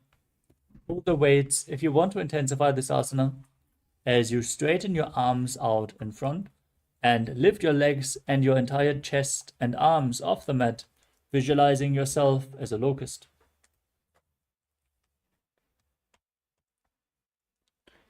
शलभासन भेदाश्च नटभेरुण्ड नामके. The next asana is Kapalasana. Now lie on your belly with the arms by the side, palms facing down. Place your forehead on the ground. Keep your chest on the mat as you lift your legs up. Visualize a skull representing the mind with purified thoughts and a strong will to attain enlightenment in Kapalasana, the skull posture.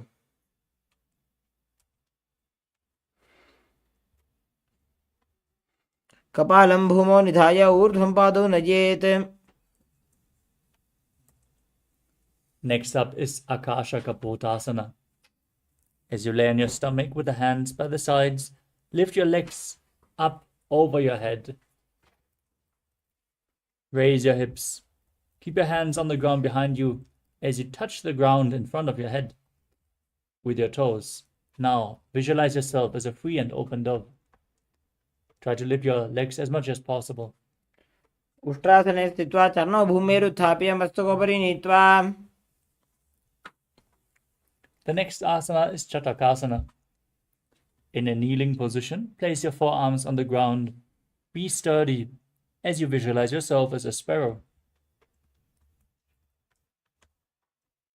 कूर्मरपर्यन्तौ हस्तौ धरामोष्टभ्य.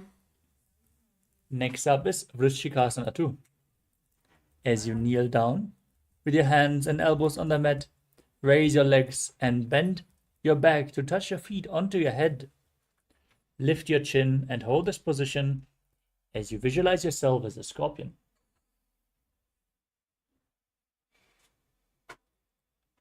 विच्छिवपुच्छप्रतिमां कृपाश्नी धृत्वा स्वशीर्षे चिबुकं विधार्यको. Next up is Vrishasana. Sit with your perineum on the right heel as you keep the left foot outside the hip with the toes pointing outwards. Place your hands in front of the knees and visualize yourself as a bull. Breathe forcefully through your nose, inhaling deeply, and then holding your breath for a short while. Afterwards, you slowly exhale through your nose in Antaranga Kumbhaka. याम्य गुल्फे पादमूले वामभागे पदेतरम्. Next up is Lolasana. From the same position, lift your knees off the mat, balance on your arms as you cross the toes of the left foot over top of the right, maintaining the feet lifted off the mat as you visualize Swamiji in your inner space. लोलासनं सदा कुर्यात् वायुलोलापघातनात्. Now, place your perineum on the left heel with the right foot outside, toes pointing outwards, hands on the mat in front, as you visualize yourself as a bull in Vrishasana on the other side. याम्य गुल्फे पादमूले वामभागे पदेतरम्. The next asana is Balagunasana. Now place the toes of the left foot on the ground, sit on the left heel, with the right foot flat in front, hands on the knees, the right knee towards your chest. Now visualize Balaguna High, one of the 84 siddhas in your inner space. आसन को गुण जल विकार जाई.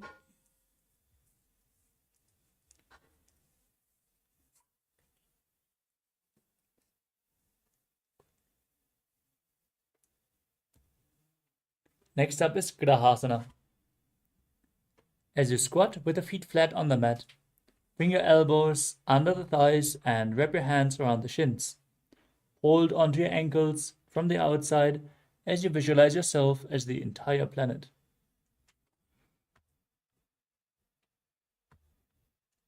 पादतले भूमौ संस्थाप्य चारुमध्ये कूर्परौ स्थाप्य.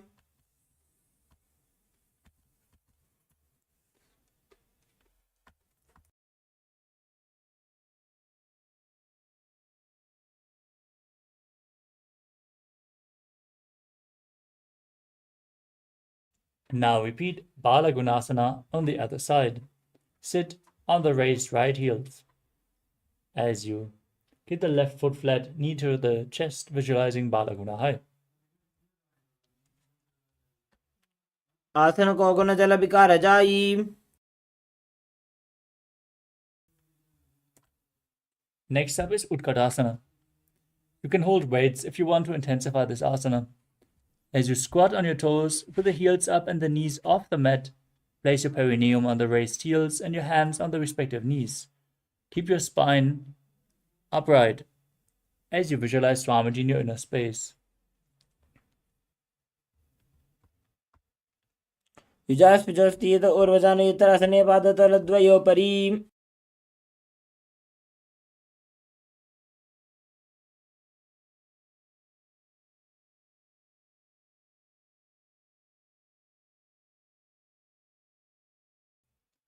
Next up is Vajrasangarasana 2. With your toes tucked, the soles of the feet together, knees open wide, lifted off the ground, hold onto opposite elbows behind your back. Now visualize Swamiji in your inner space.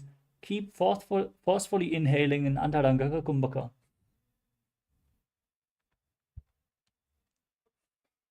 प्रथम अपना पानी होए जैसे दो वो एड़ी गुदानी वैसे.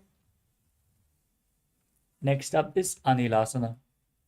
As you squat or sit, with the feet hip width apart, place your hands flat on the ground and step your heels onto your palms. Keep your arms straight. As you gaze to the nose, squat down and visualize you're able to live off of air alone. दो हाथ भूमि पर टाने कहुनी जाड़ी नाभिरक आने. Next up is Padukasana. Now, place the back of your hands onto the mat with the fingers facing towards your body. Step your feet onto your hands and wrap the hands around the feet like a shoe. Then start walking around on the mat. Visualize yourself wearing padukas, performing a padayatra, walking all across India in Padukasana. हस्तत्रयोः पादतले कृत्वा तिष्ठेत् गच्छेत् पादुकासनं भवति. Next up is Kukkutodanasana. As you place your palms on the mat, raise both feet upwards into the air and then let them fall back down again and again as you visualize yourself as a rooster. हस्ततले भूमौ कृत्वा पादतले च ऊर्ध्वमुड्डानं कृत्वा. Next up is Viparita Nrityasana. As you place your hands on the mat, raise your legs upwards into a handstand and move around on two hands dancing as you feel yourself become free of all inhibitions. हस्ततलाभ्यां भूमिं वष्टभ्य. Next up is Kunjalasana. As you separate your feet and place one palm down on the mat, with the arm straight, bring the opposite hand to your head. Be stable as you visualize Swamiji in your inner space. अथ पक्षे महादेव कुञ्जरासनम् उत्तमम्. Place the other hand on the mat, opposite hand to the head. Repeat Kunjarasana on the other side.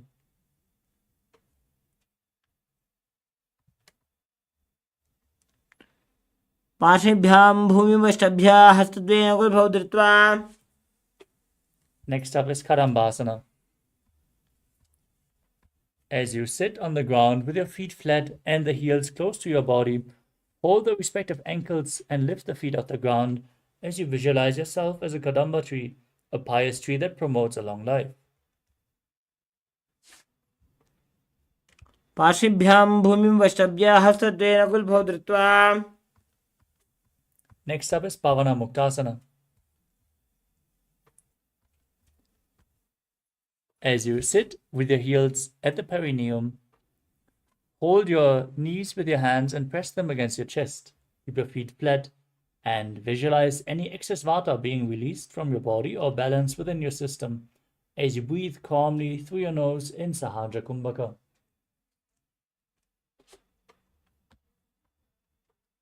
गजोस्तु पादयोः पाणिं लात्वा स्वस्वनितम्बके. The next asana is Chakorasana. As you lift one leg behind your neck, place both hands flat on the mat to the side for balance, and then Extend the opposite leg forward and lift your entire body off the mat as you gaze to your third eye and visualize yourself as a powerful source of energy. पूर्वतानं चतुष्पादपीठं वज्रासनं तथा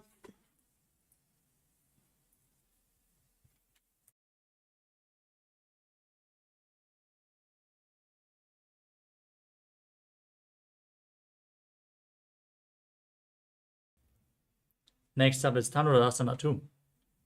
As you sit on the ground, hold on to the big toes in Prana Mudra. Keep one leg straight in front and pull the other foot towards your ear. As you visualize yourself as a bow, breathe calmly through your nose and perform the Mula Bandha.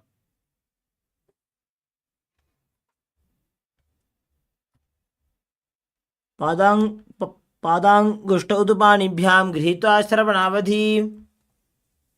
Next up is Ashtavakrasana. As you lift your left leg over top of the respective shoulder,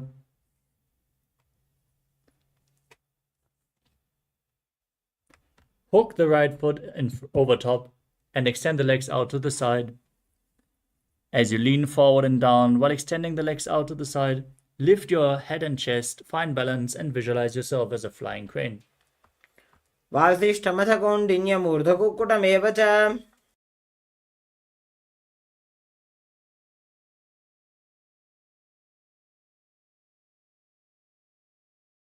The next asana is Pranasana. As you place the right foot on the left thigh and bring the left foot flat on the ground, bring your left shoulder underneath, place the hand flat on the mat, and push the right knee down to the mat. Gaze to your third eye and visualize you're immortal and able to exist solely from prana. एतत् प्रभेदं वक्ष्यामि करोति यस्य चामरः. Next up is Parshvamotsindrasana. Now place the right foot to the left hip and step the left foot over top of the right knee. Twist your right elbow outside the raised knee, bring the hand below the knee and hold on to your hands behind your back as you twist your spine. Gaze to your third eye and visualize Sage Matsyendranath, the master of Hatha Yoga.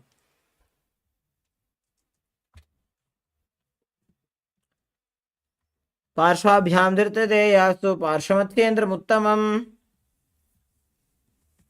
Now repeat Chakrasana on the other side by lifting the other leg behind your neck, extending the opposite leg forward, hands down on the mat beside you, lifting your entire body off the ground, gazing to your third eye and visualizing yourself as a powerful source of energy.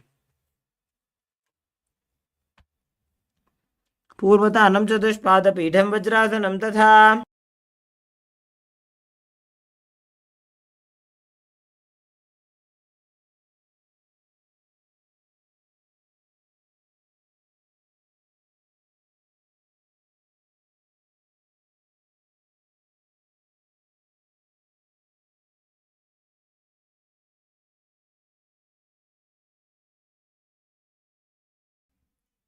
Now repeat Dhanurasana 2 on the other side. Sit with the other leg extended, hold onto the big toes and pull the opposite foot towards your ear as you visualize yourself as a bow. पादाङ्गुष्ठोदुपाणिभ्यां गृहीत्वा श्रवणावधि. Now repeat Ashtavakrasana on the other side. Lift the other leg over top of your shoulder, hook the opposite foot over top and extend the legs out to the side. Lean forward and balance on your arms as you visualize yourself as a flying crane. वासिष्ठमथ कौण्डिन्यमूर्धकुक्कुटमेव च.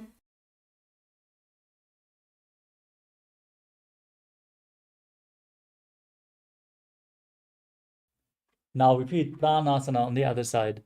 Place the left foot on the right thigh and bring the right shoulder underneath the raised right knee. Visualize you're immortal and able to exist solely from prana as you gaze to your third eye. एतत् प्रभेदं वक्ष्यामि करोति यस्य चामरः. Now repeat Parshvamotsindrasana with the left foot at the right hip and the right foot over top, twisting your left arm outside of the raised knee and hold on to the hands behind your back if you can.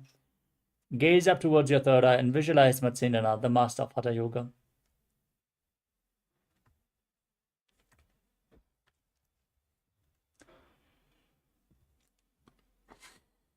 पार्श्वाभ्यां दृत्यते यास्तु पार्श्वमत्स्येन्द्रमुत्तमम्.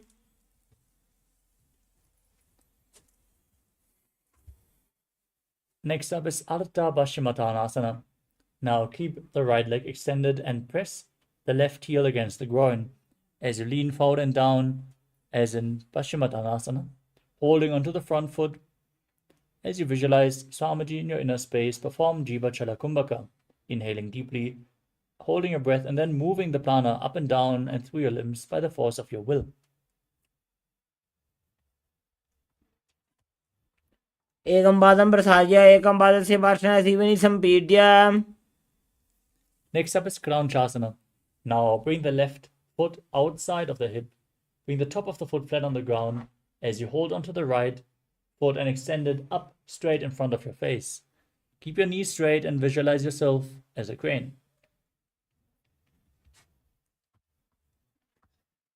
उत्तानपादं क्रौञ्चं च मरीचिं वीरभद्रकम्. Now repeat Ardha Paschimottanasana on the other side with the right heel against the perineum, holding onto the front foot.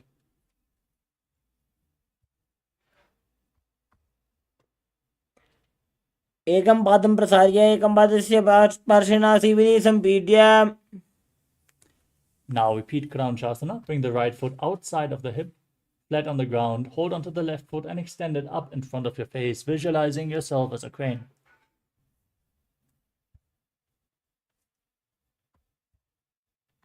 उत्तानपादं क्रौञ्चं च मरीचिं वीरभद्रकं नटराजं त्रिकोणं च सुप्ताङ्गुष्ठप्रसारणे. The next asana is Svastikasana. Now sit with your feet in between the thighs and calves as you gaze towards your nose. Keep your palms resting on the knees and embody peace, well-being, good fortune, and prosperity. Visualize a swastika as you perform the Mula Bandha. यत्र जानोर्वोरन्तरे सम्यक् कृत्वा पादतले उभे. Next up is Godakshasana. Keep your feet in the same position, but cover your heels with your hands. Engage Jalandhara Bandha and Mula Bandha. Tuck your chin to the chest and contract the perineal region. As you gaze through your nose and visualize the great sage Godaknath, founder of the Natha Yoga Hindu Sampradaya. जानोर्वोरन्तरे पादौ उत्तानो व्यक्तसंस्थितौ. The next asana is Bhagasana 2. Now bring your left heel to the perineum and the right foot on the left thigh. Then get ready. Meditate on Arihanta, the Lord, the Enlightened One. As you gaze to your third eye, visualize Swamiji and prepare yourself to enter into Shanmukhi Mudra. Inhale deeply, then close your mouth with ring and little finger, the nostrils with the middle fingers, the eyes with the index fingers, and the ears with the thumbs.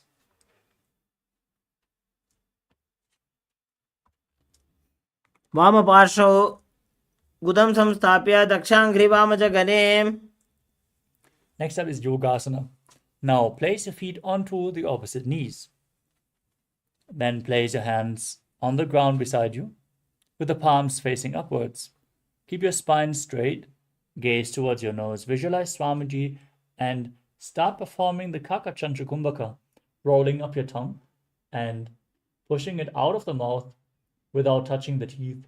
Inhale through the rolled up tongue and exhale through the nose.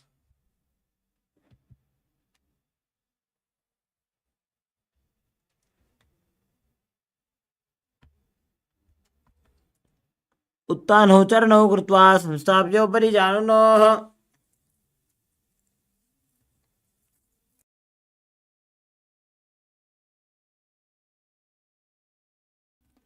Next up is Urdhva Kukkutasana. Rotate your hands at the side of your body and lift up your body as you sit in Padmasana. Visualize yourself as a rooster. Keep breathing in Kakachantra Kumbhaka.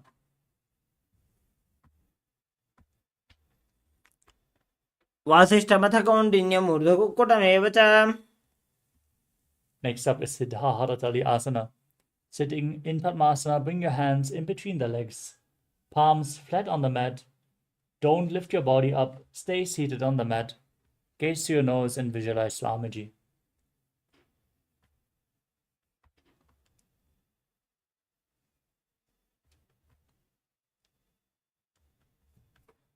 वासिष्ठमथ कौण्डिन्यम् ऊर्ध्वकुक्कुटमेव च. From this position, now lift your body off the mat in Hamsasana. Gaze to the nose and visualize yourself as an elegant swan. आसनं द्विधं प्रोक्तं पद्मं वज्रासनं तथा.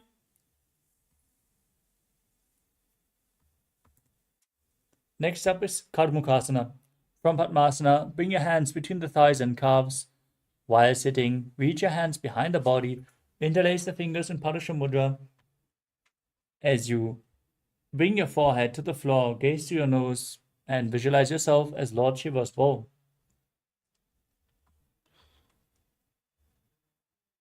प्रथम पद्म आसन को करे गोड़ासन दिमाही कर इधरे. Next up is Kurmasana 2. From Padmasana, insert both hands through the thighs and calves, bend your elbows and hold onto the respective shoulders with your hands. Visualize yourself as a turtle having a stable body and mind to live for hundreds of years. By जंग पर दक्षिण बावा दाई जंग पर by लियावा. Next up is Grandhi Bhedasana. From the same position, tuck your chin to the chest in Charanilabandha. Gaze to the nose and rejoice, knowing you're sitting in Shiva's secret knot posture. अथ पक्षे नीलकण्ठ ग्रन्थि भेदासनं शुभम्. From the same position, roll onto your back, hold onto your shoulders, as you gaze to the nose and embody a turtle laying on its back in Uttana Kurmasana. कुक्कुटासनबन्धस्थं कराभ्यां धृतकन्धरम्. Now sit back up in Padmasana. As you bring your hands in between the legs, place one palm flat on the mat and hold its wrist. As you lift your body up on one arm, visualizing yourself as a rooster in Pangu Kukkutasana.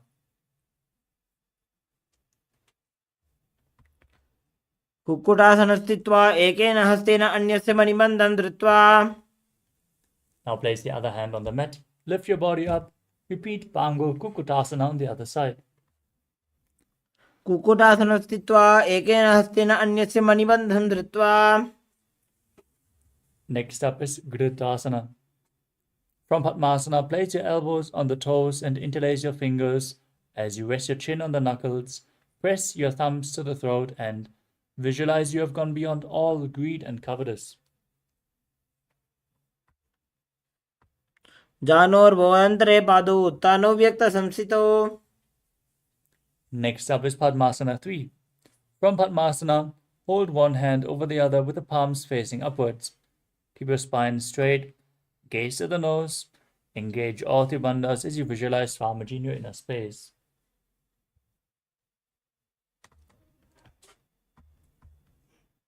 उत्तानो चरणो विधाय विधिवत् शक्तिस्थितो योगिरात्.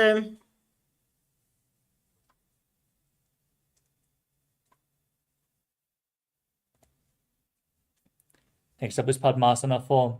Now place your hands on the respective knees. Gaze to the nose, visualize Paramashivam in your inner space as you perform the Mula Bandha.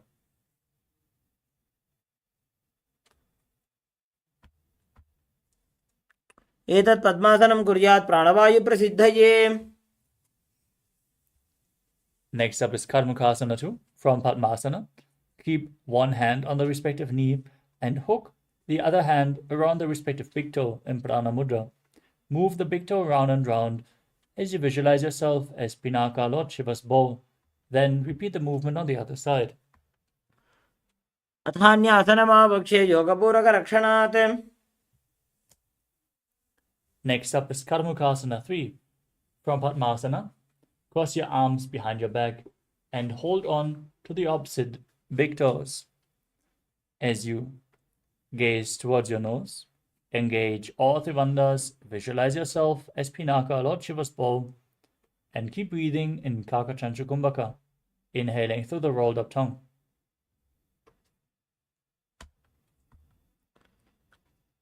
कार्मुकासनमाक्षित्य उदरे पूरयेत् सुखम्. Next up is Tridhasana. From the same position, lift your chest up, gaze to your third eye, and visualize yourself to be the action of Paramashiva's third eye, destroying anything you come across. ऊरुभ्यामुपरि स्थाप्य पादयुग्मं प्रयत्नतः. From that position, roll onto your back. Keep holding onto the toes if you can. Lay on your back in Padmasana as you gaze to your nose and visualize yourself as a snake in Nagarasana. प्रथम पद्मासन को ठाने दो हाथ पाछाने आने. Next up is Kandukasana. Free your legs and arms. Pull your knees towards your chest and circle them with your hands as you squeeze your body into a ball. Breathe calmly in Sahaja Kumbhaka. वेत्रासने स्थित्वा हस्तपादानि निष्कुष्य. Next up is Urdhva Pavanasana.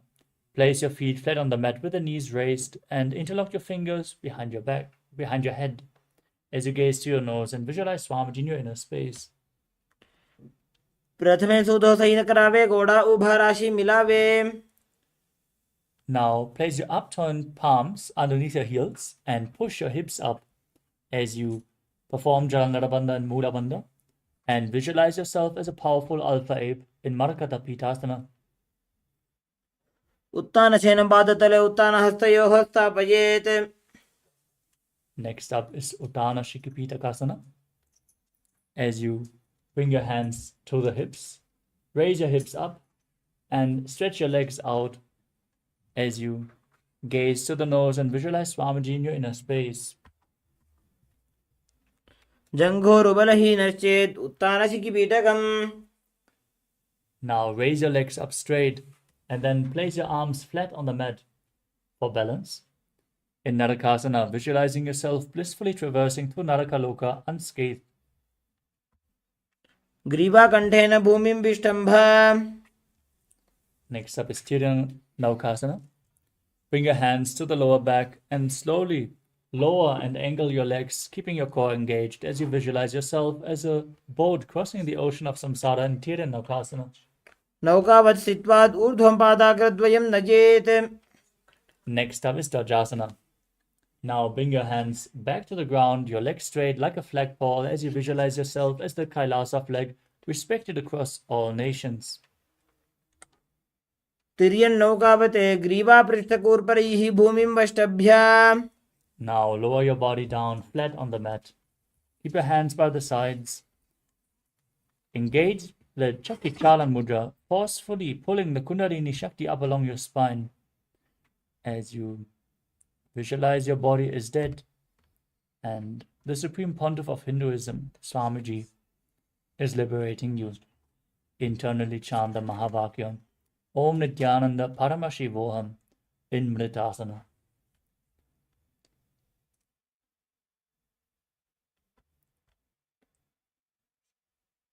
उत्तानं शववद्भूमौ शयनं तु शवासनं. शवासनं श्रमहरं चित्तविश्रान्तिकारकम्.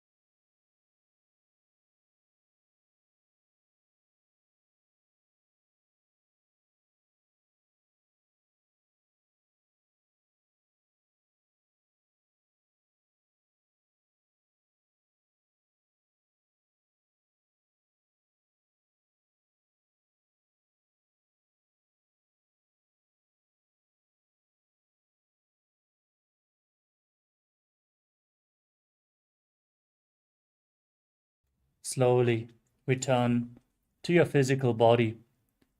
Wiggle your fingers and toes, your wrists and your ankles. Pull your knees up towards your chest and rock your body from side to side. Slowly returning to a comfortable seated position.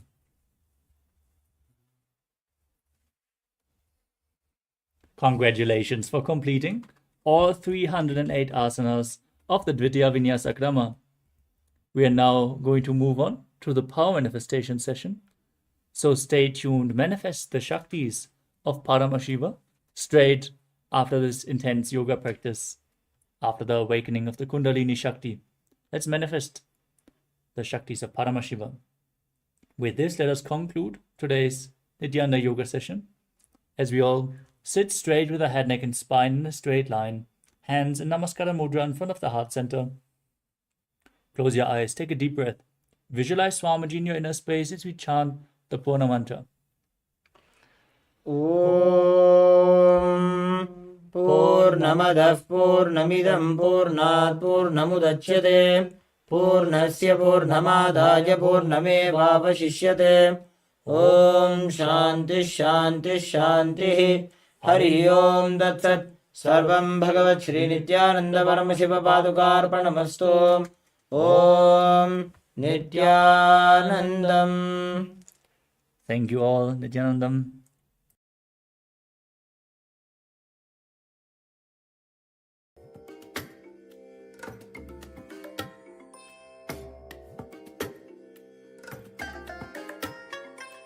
I bless you all. Let you all open all your three eyes and manifest the powers of Mahasudashiva. Om Nithyananda Paramashivoham. Om Nithyananda Paramashivoham. Om Nithyananda Paramashivoham. Om Nithyananda Paramashivoham. Om Nithyananda Paramashivoham. Om Nithyananda Paramashivoham. Om Nithyananda Paramashivoham. Om Nithyananda Paramashivoham.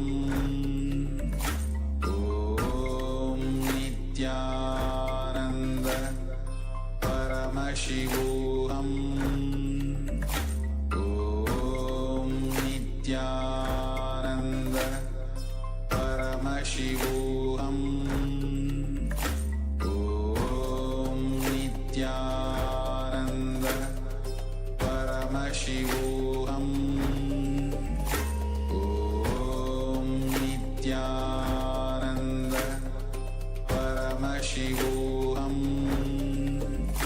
Om Nithyananda Paramashivoham. Om Nithyananda Paramashivoham.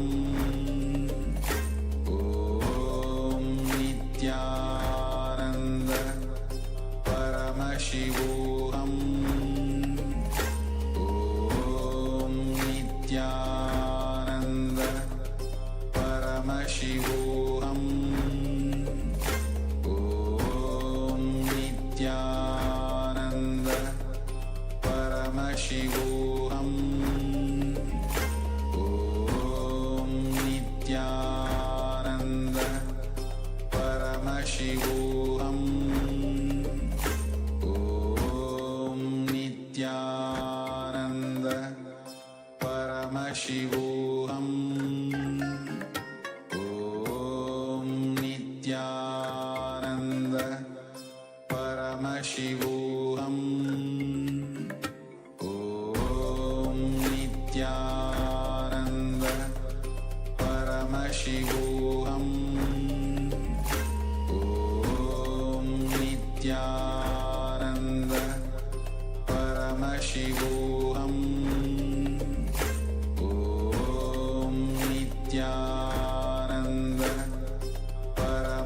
Paramashivoham. Om Nithyananda. Paramashivoham. Om Nithyananda. Paramashivoham. Om Nithyananda. Paramashivoham. Om Nithyananda. Paramashivoham. Om Nithyananda. Paramashivoham. Om Nithyananda. Paramashivoham. Om Nithyananda. Paramashivoham. Om Nithyananda. Paramashivoham. Om Nithyananda. Paramashivoham. Om Nithyananda. Paramashivoham. Om Nithyananda. Paramashivoham. Om Nithyananda. Paramashivoham. Om Nithyananda. Paramashivoham. Om Nithyananda. Paramashivoham. Tandem. I request all the participants here to please share your experience of the Nithyananda Yoga, of the experience which you had just performing this Nithyananda Yoga. We'll be entering to the power manifestation soon. So now let us all sit straight. Bring ourselves in the restful awareness. As now we're entering to the power manifestation after the performance of the Nithyananda Yoga, the complete 3-hour intense performance of the Prathama Vinyasa Krama and the Dvitiya Vinyasa Krama, blessed directly by the Supreme Pontiff of Hinduism. We'll be manifesting the power of third eye today. Ability to read and see with our eyes completely blindfolded. Now let us all get ready. Bring ourselves in the space of restful awareness.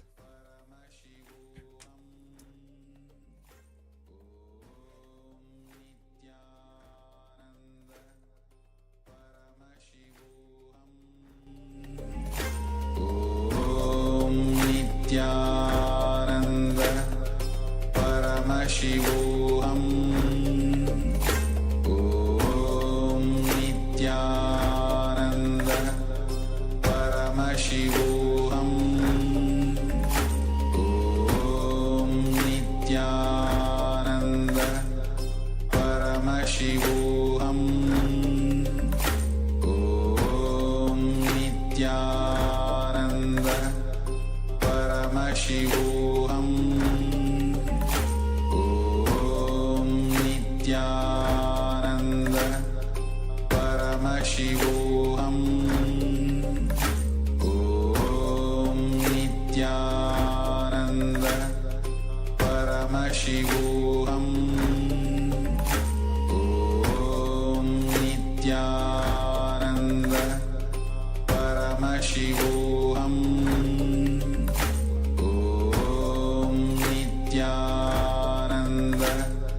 Paramashivoham. Om Nithyananda. Paramashivoham. Om Nithyananda. Paramashivoham. Om Nithyananda. Paramashivoham. Om Nithyananda. Paramashivoham. Om Nithyananda Paramashivoham. Om Nithyananda Paramashivoham. Om Nithyananda Paramashivoham. Om Nithyananda Paramashivoham. Om Nithyananda Paramashivoham. Om Nithyananda Paramashivoham. Om Nithyananda Paramashivoham. Om Nithyananda Paramashivoham. नित्यानन्दं परमसुखदं केवलं ज्ञानमूर्तिं द्वन्द्वातीतं गगनसदृशं तत्त्वमस्याधिलक्ष्यम् एकं नित्यं विमलमचलं सर्वदी साक्षिभूतं भावातीतं त्रिगुणरहितं सद्गुरुं तं Namami. Nithyanandam, everybody. Once again, I'd like to welcome each and every one of you who are seated with us from all around the world for this exciting Paramashivoham level 3 program. And we all did the Dvitiya Vinyasa Krama, which is the 308 asanas and the 308 yoga components with all the 12 components. And now we are going to be entering into the next session, which is the power manifestation. And today is the day 2 of this season of Paramashivoham level 3. And I hope each and every one of you are enjoying. And this session is going to be on power manifestation. So what we are going to be doing in this round of power manifestation, or in this session of power manifestation, is being able to identify the images, the colors that is going to be projected for all of us on the screen. Especially after we do the Nithyananda yoga, especially when we do all the 308 asanas. See, even if you did not do all the asanas, it is okay. But when you try everything to your maximum capacity, the entire body awakens, the entire body becomes alive, and the mind becomes zero. It comes to a standstill. So this point is the closest time that you have to experience that oneness with Swamiji. As Swamiji beautifully says, it is after yoga, after puja, when you receive the darshan. These are the times when your entire body is also cooperating. Entire body is also physically in that space to receive the superconscious experience that the Supreme Pontiff of Hinduism, our beloved Swamiji, is showering on each and every one of us. Yesterday we had the initiation from Swamiji, and we were all initiated into the Shiva Diksha, the Mahavakya, the Gayatri Diksha, which is the base initiation required for us to manifest these extraordinary Shaktis. So now in this round of power manifestation, let us now enter into the power manifestation. Yesterday whatever we saw in the first session as a demonstration, by sincerely doing all the different steps, by sincerely attending the program, you will manifest all of these Shaktis. So let's now enter into the power manifestation. I request each and every one of you to please ensure that you get yourself a blindfold, or if you do not have a blindfold, at least get yourself an opaque cloth, and you can get it and come and be seated. If you already have it, be ready. We are going to be entering into the power manifestation in just a few moments. I will explain how we will be manifesting the powers also. I'll share the science behind it and what we would be using to manifest the power. So take a few moments to get yourself a blindfold, or if you do not have a blindfold, at least an opaque cloth.